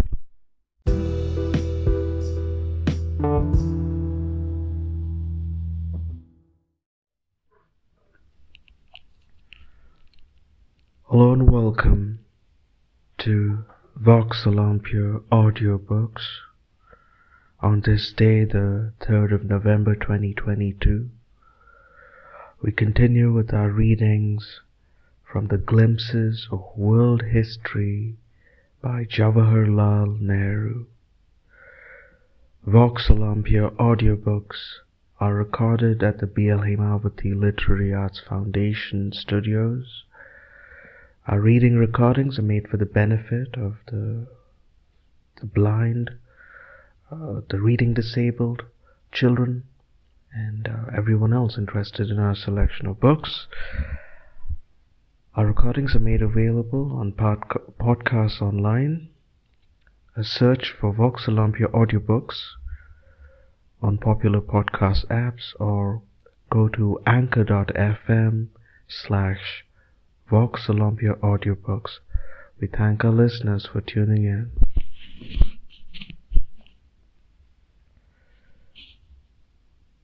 Glimpses of World History, Chapter 13. Where do riches go to? January 18th, 1931.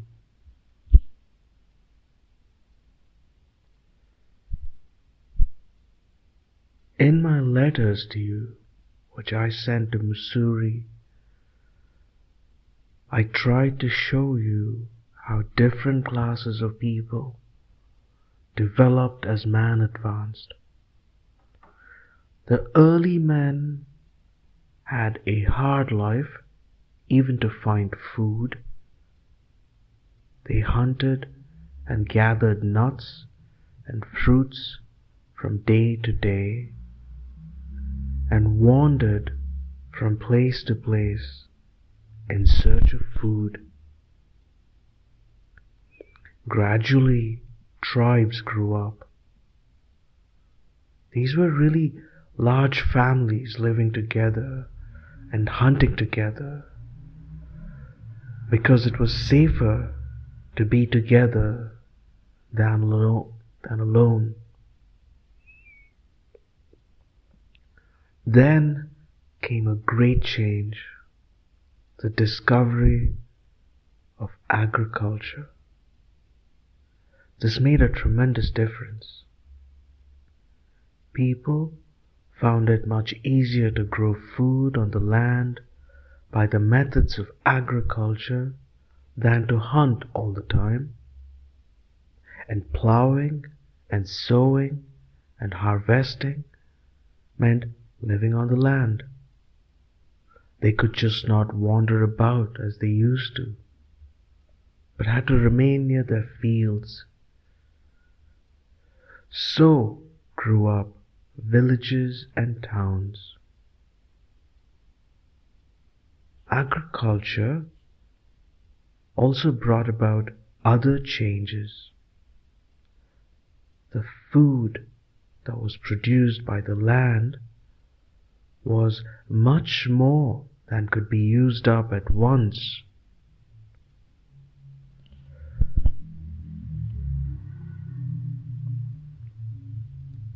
This excess or surplus was stored up. Life became a little more complicated than it used to be in the old days of hunting, and different classes of people did the actual work in the fields and elsewhere, and some the managing and organizing. The managers and organizers gradually became more powerful and became patriarchs and rulers and kings and nobles. And having the power to do so, they kept for themselves a great deal of the excess or surplus food that was produced. Thus, they became richer, while those who worked in the fields got just enough food to live. A time came later when these managers and organizers became too lazy or incompetent to do any work of organizing even. They did nothing, but they took good care to take a fat share of the food produced by the workers, and they began to think that they had every right to live in this way on the labor of others without doing anything themselves. So, you will see that the coming of agriculture made a vast difference to life. By improving the method of getting food, by making it easier to get it, agriculture changed the whole basis of society. It gave people leisure. Different classes grew up. Everybody was not busy in getting food, so some people took to other work. Various kinds of crafts grew up, and new professions were formed. Power, however, chiefly rested with the organizing class. You will find in later history also how great changes have been brought about by new ways of producing food and other things. Man began to require many other things almost as much as food, so that any great change in the methods of production resulted in great changes in society. To give you one big instance of it, when steam was applied to working factories and moving railways and ships, a great change was made in the methods of production and distribution. Steam factories could make things far more quickly than artisans and craftsmen could with their hands or little tools. The big machine was really an enormous tool, and the railway and the steamship helped in taking food and the things made by factories quickly to distant countries. You could well imagine what difference this must have made all over the world.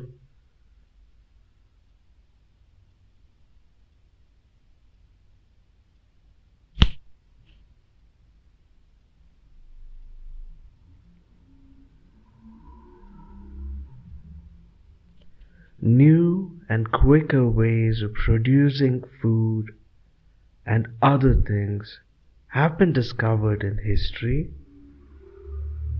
from time to time. And you will of course think that if better methods are used for production, much more will be produced, and the world will be richer, and everyone will have more.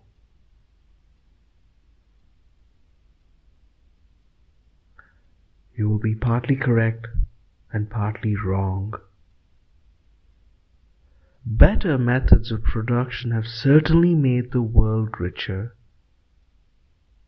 But which part of the world?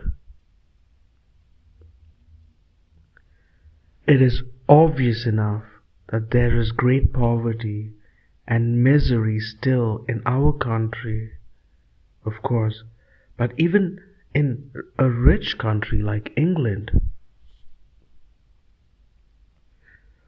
Why is this so? Where do riches go to? It is a strange thing that in spite of more and more wealth being produced, the poor have remained poor. They have made some little progress in certain countries. That is very little compared to the new wealth produced. We can easily see, however, where this wealth largely goes to.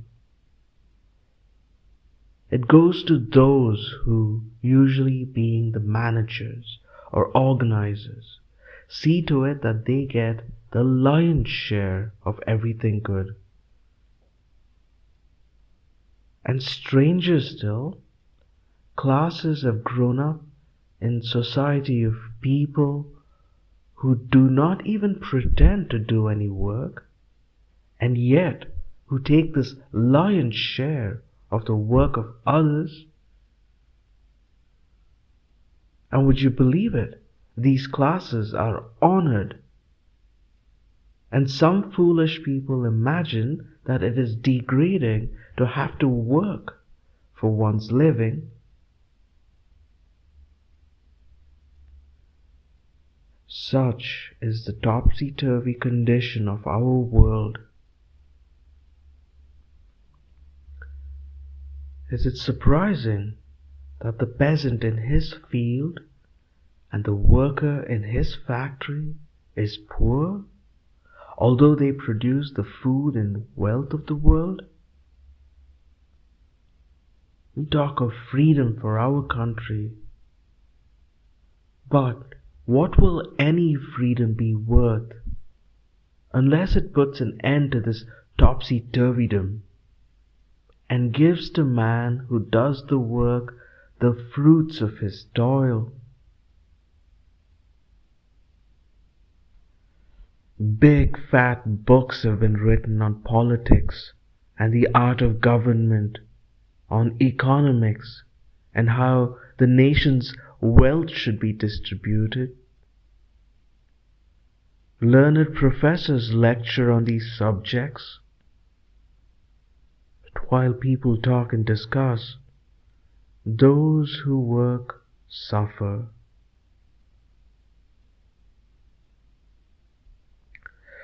200 years ago, a famous Frenchman, Voltaire, said of politicians and the like that,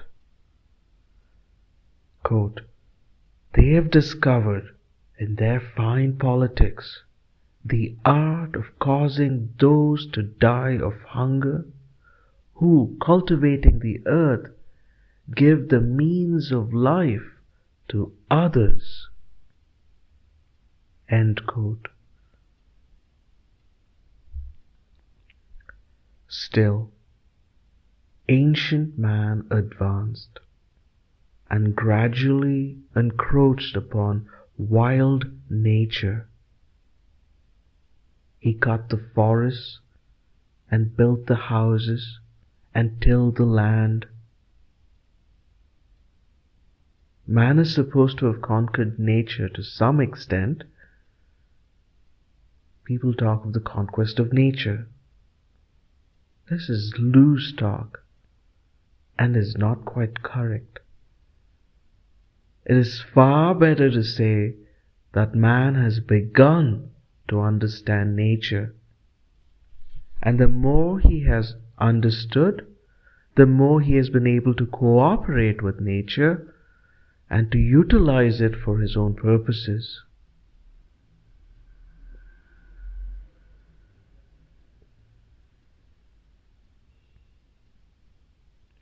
In the old days, men were afraid of nature and of natural phenomena. Instead of trying to understand them, they tried to worship and offer peace offerings, as if nature was a wild beast which had to be appeased and cajoled. Thus thunder and lightning and epidemic diseases frightened them. They thought that these could be prevented only by offerings. Many simple people think that an eclipse of the sun and the moon is a terrible calamity. Instead of trying to understand that it is a very simple natural occurrence, people needlessly excite themselves about it and fast and bathe to protect the sun or the moon. The sun and the moon are quite capable of looking after themselves. We need not worry about them.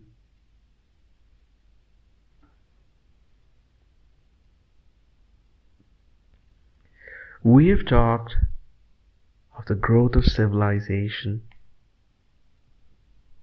and culture. And we have seen the beginnings of this when people settled down to live in villages and towns. The greater quantity of food that they got gave them more leisure. They could thus think of other matters than hunting and eating. With the growth of thought developed the arts and crafts and culture generally. As the populations increased, people had to live closer to each other. They were continually meeting each other and having businesses with each other. If people have to live together, they must be considerate to each other. Must avoid doing anything which might hurt their companions or neighbors.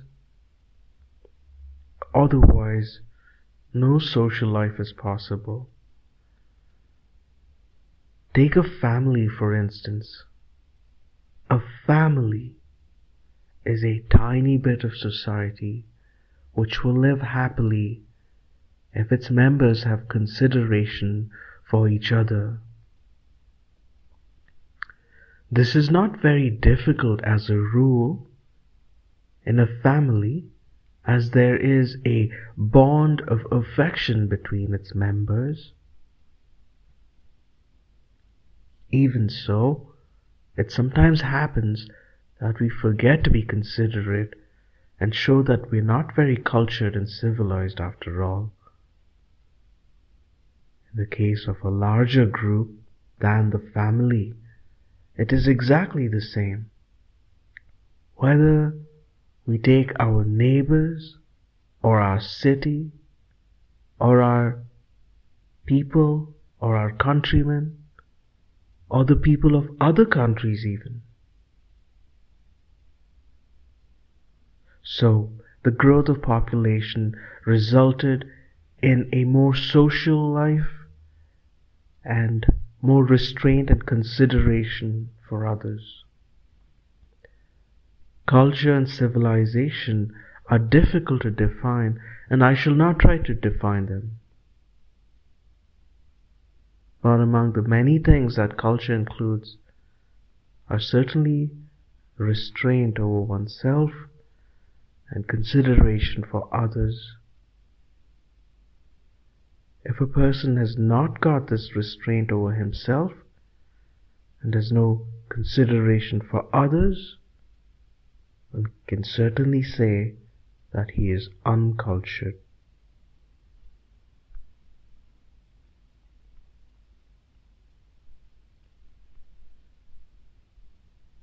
End of chapter 13. Where do riches go to?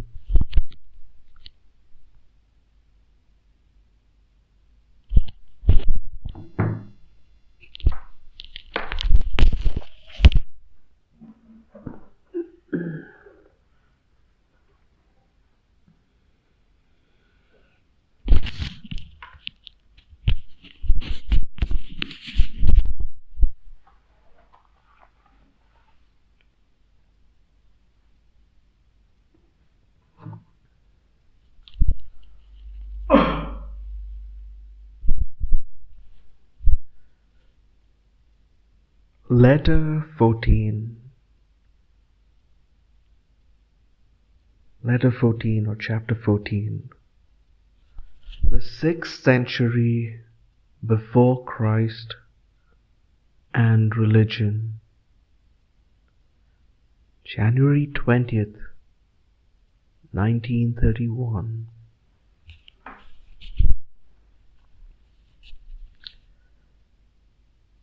Let us march on the long road of history.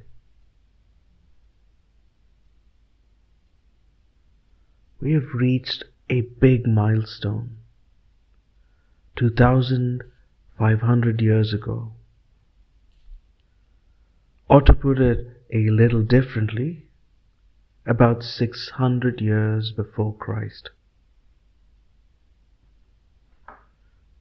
Do not think this is an accurate date.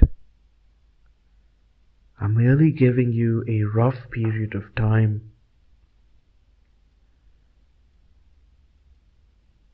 About this time, we find a number of great men, great thinkers, founders of religions in different countries, from China and India to Persia and Greece. They did not live at exactly the same time, but they were near enough to each other in point of time to make this period of the 6th century before Christ a period of great interest.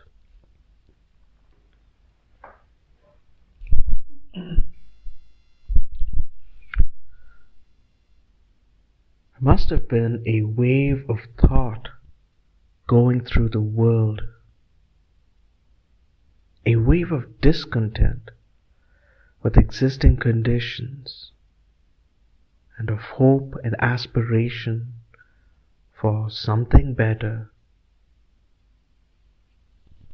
For remember that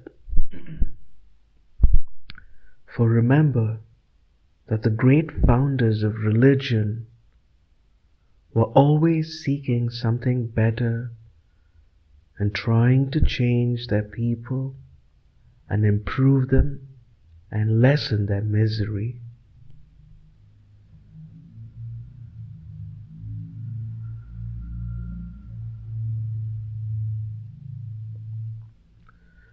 They were always revolutionaries. They were not afraid of attacking existing evils. Where old tradition had gone wrong, or where it prevented future growth, they attacked it and removed it without fear. And above all, They set an example of noble living, which for vast numbers of people, generation after generation, became an ideal and an inspiration.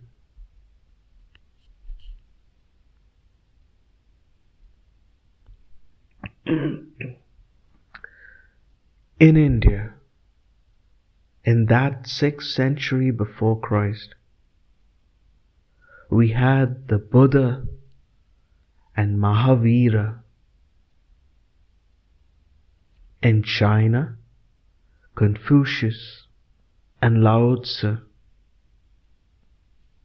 In Persia, Zarathustra or Zoroaster.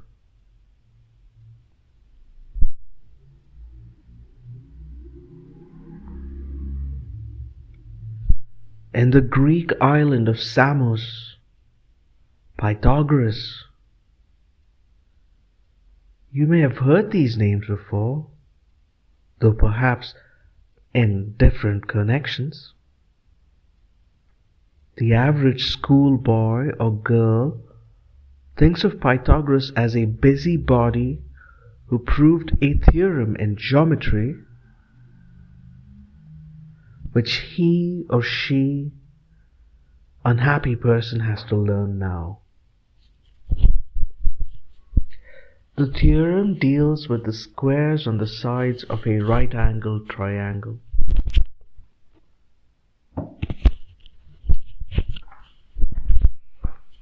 Euclid or any other geometry gives it. But apart from his discoveries in geometry, Pythagoras is supposed to have been a great thinker. Do not know much about him.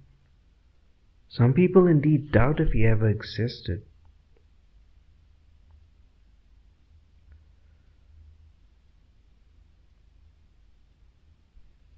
Zoroaster of Persia is said to be the founder of Zoroastrianism, but I'm not quite sure if it is quite correct to call him the founder. It is better perhaps to say that he gave a new direction and a new push to the old thought and religion of Persia. For a long time past, this religion has hardly existed in Persia. The Parsis, who long ago came to India from Persia, brought it with them, and they have practiced it ever since.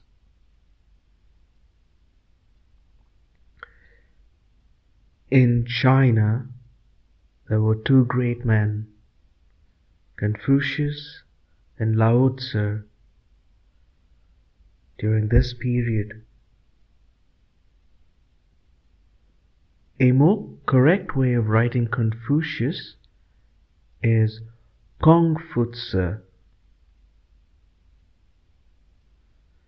Neither of these two persons were founders of religions in the ordinary sense of the word. They laid down systems of morals and social behavior, what one should do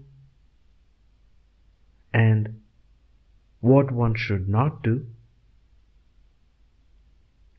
But after their deaths, numerous temples were built to their memory in China, and their books were as much respected by the Chinese as the Vedas by the Hindus or the Bible by the Christians. And one of the results of the Confucian teaching has been to make the Chinese people the most courteous and perfect mannered and cultured in the world.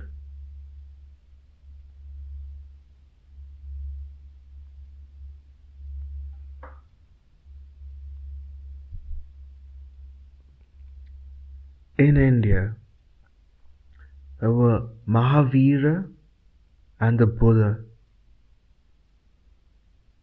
Mahavira started the Jain religion as it exists today. His real name was Vardhamana Mahavira, being the title of the greatness given to him. Jains live largely in western India and in Kathiawar. They have beautiful temples in Kathiawar and in Mount Abu in Rajputana. The Jains today are often included in the Hindus. They are very great believers in ahimsa or non-violence and are wholly against doing anything which might cause injury to any living being.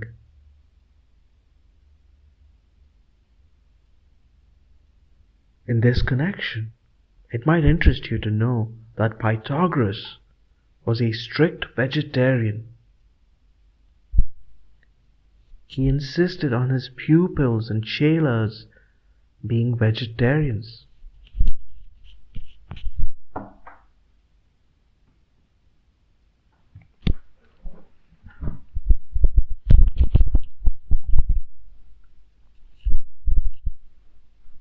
We now come to Gautama, the Buddha. He was, as you no doubt know, a Kshatriya, a prince of a royal house. Siddhartha was his name. His mother was Queen Maya, joyously reverenced by all, even as the young moon, strong and calm of purpose as the earth, pure of heart as the lotus, was Maya, the great lady, says the old chronicle.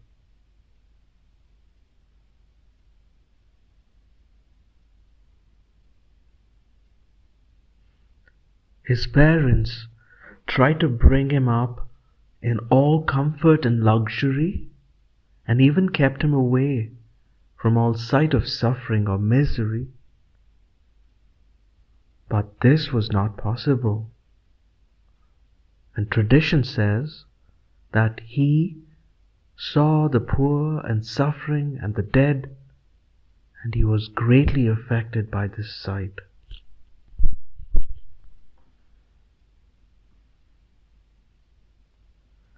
There was no peace for him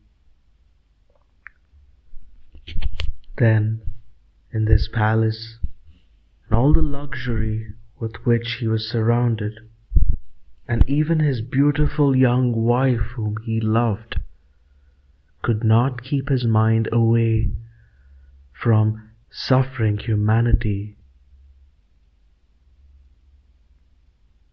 And the thought grew in him, and the desire to find a remedy for these evils, till he could bear it no longer, and in the silence of the night he left his palace and his dear ones and marched out alone into the wide world to find answers to the question which troubled him.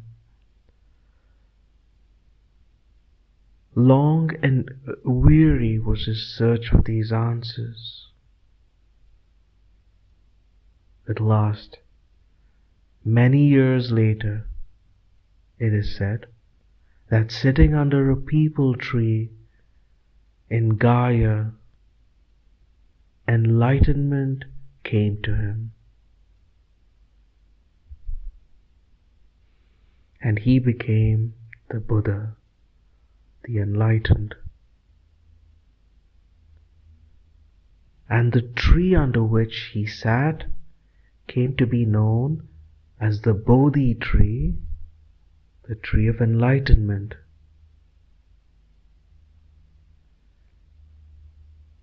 In the deer park at Sarnath, called Ishipatana,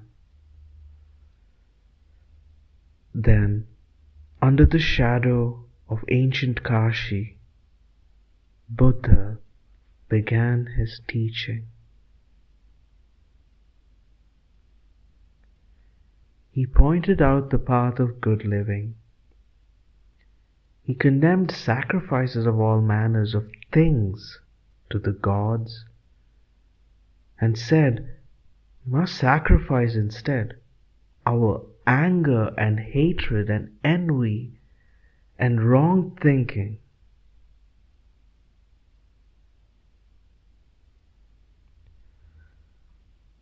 When the Buddha was born, the old Vedic religion prevailed in India,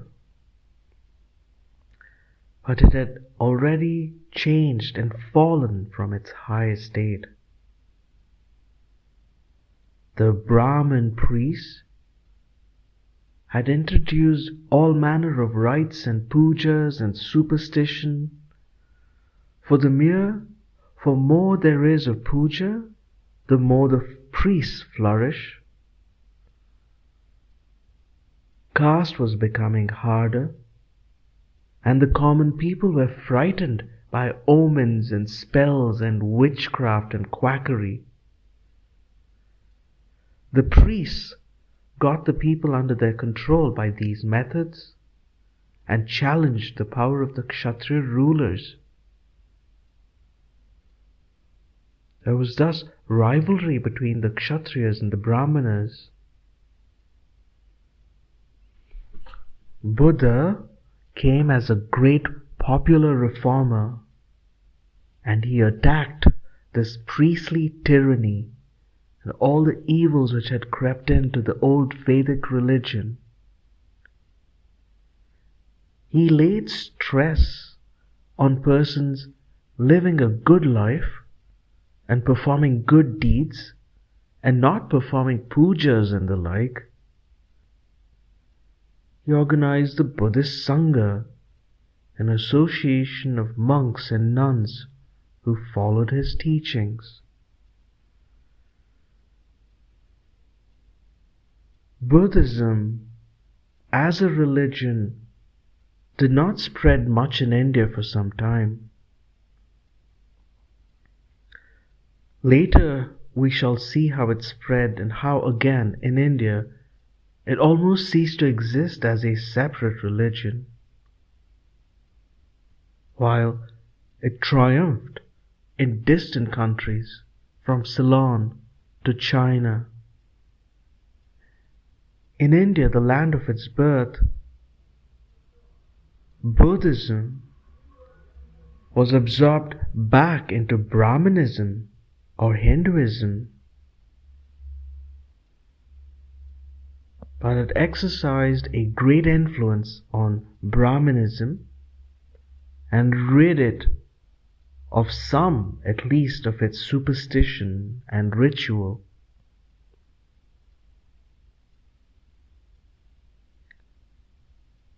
Buddhism today is the religion of the greatest number of people in the world. Other religions which have the largest number of followers are Christianity, Islam, and Hinduism. There are besides the religions of the Hebrews, of the Sikhs, of the Parsis, and others.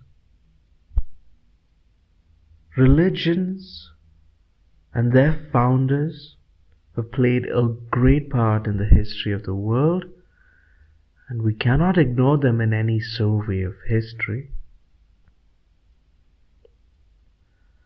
But I find some difficulty in writing about them.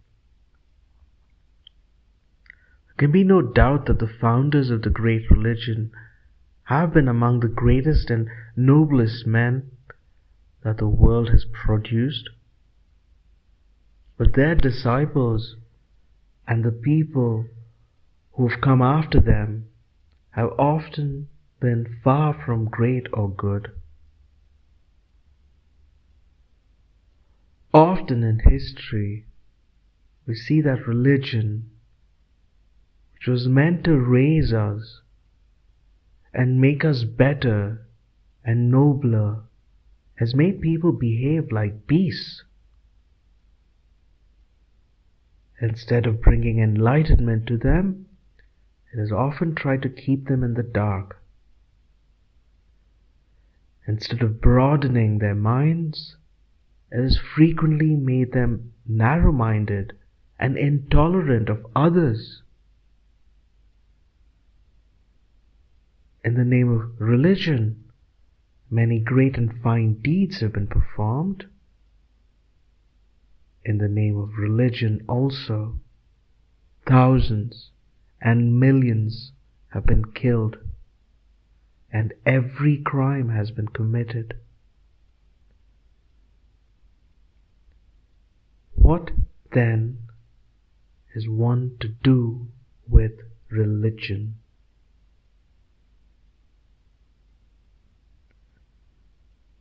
For some people, religion means the other world, heaven, paradise, whatever it may be called.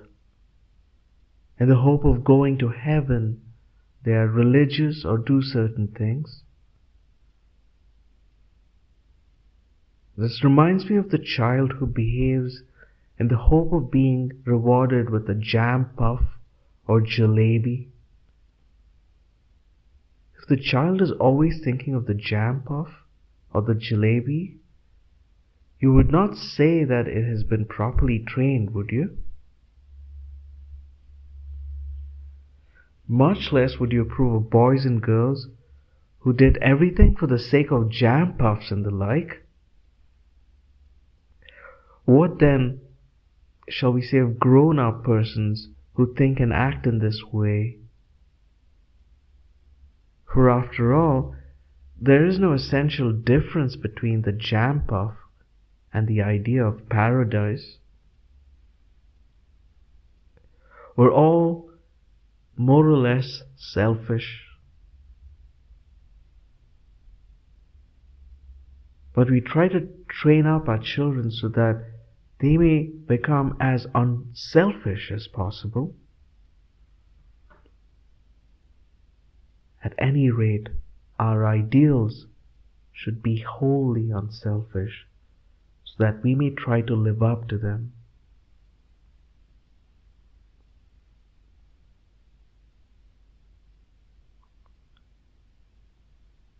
We all desire to see the result of our actions. That is natural.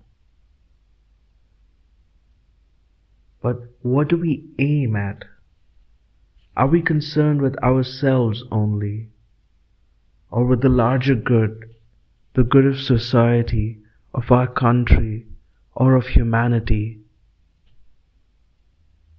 After all, this larger good will include us also.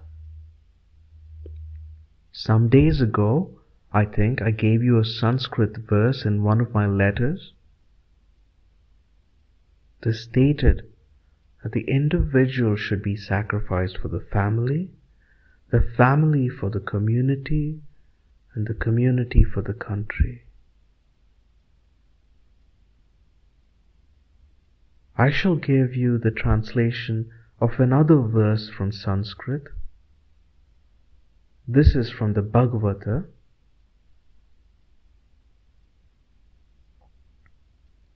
It runs thus: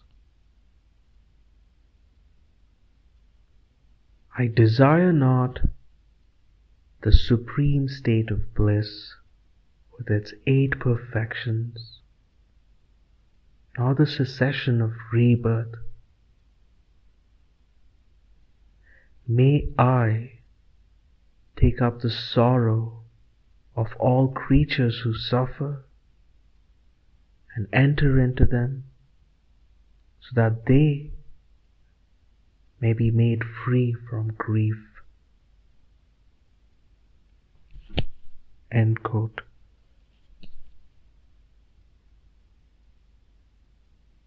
One religious man says this, and another says that. And often enough, each one of them considers the other a fool or a knave. Who is right? And as they talk of things which cannot be seen or proved, it is difficult to settle the argument. It seems rather presumptuous of both of them to talk with certainty of such matters and to break each other's heads for them. Most of us are narrow-minded and not very wise. Can we presume to imagine that we know all the truth and to force this down the throat of our neighbor? It may be we are right. It may be that our neighbor is also right. If you see a flower on a tree, you do not call it the tree. If another person sees the leaf only, and yet another the trunk, each has seen the part of the tree only. How foolish it would be for each one of them to say that the tree was the flower only, or the leaf, or the trunk, and to fight over this.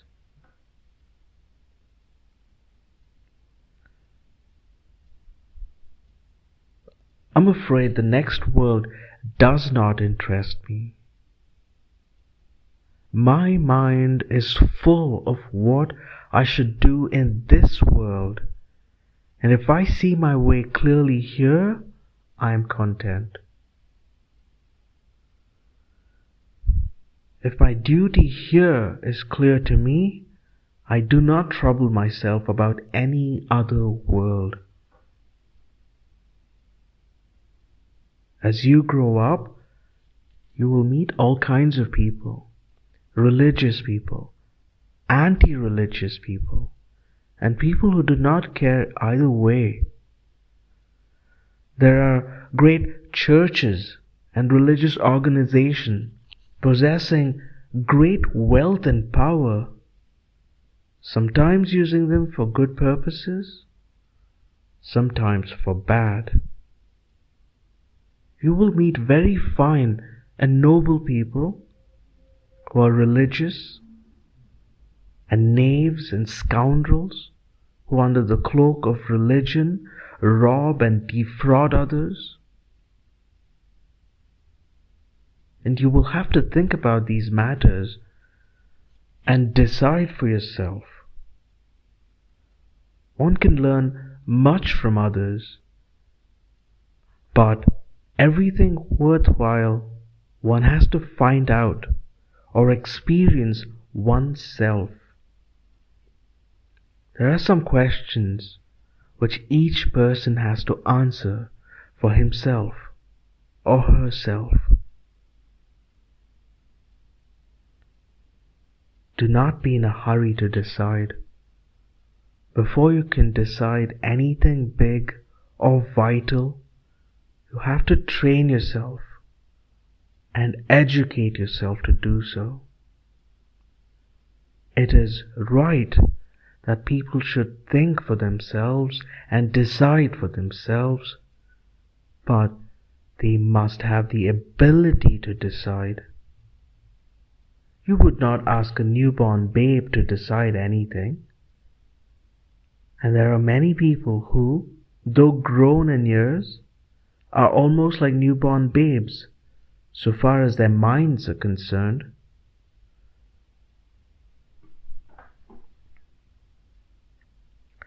I have written a longer letter than usual today, and you may find it dull. but I wanted to have my little say on this subject. If you do not understand anything now, it does not matter. You will understand soon enough.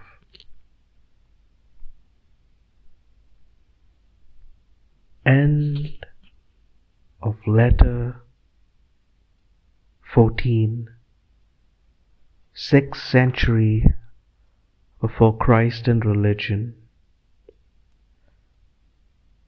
From the book Glimpses of World History by Jawaharlal Nehru.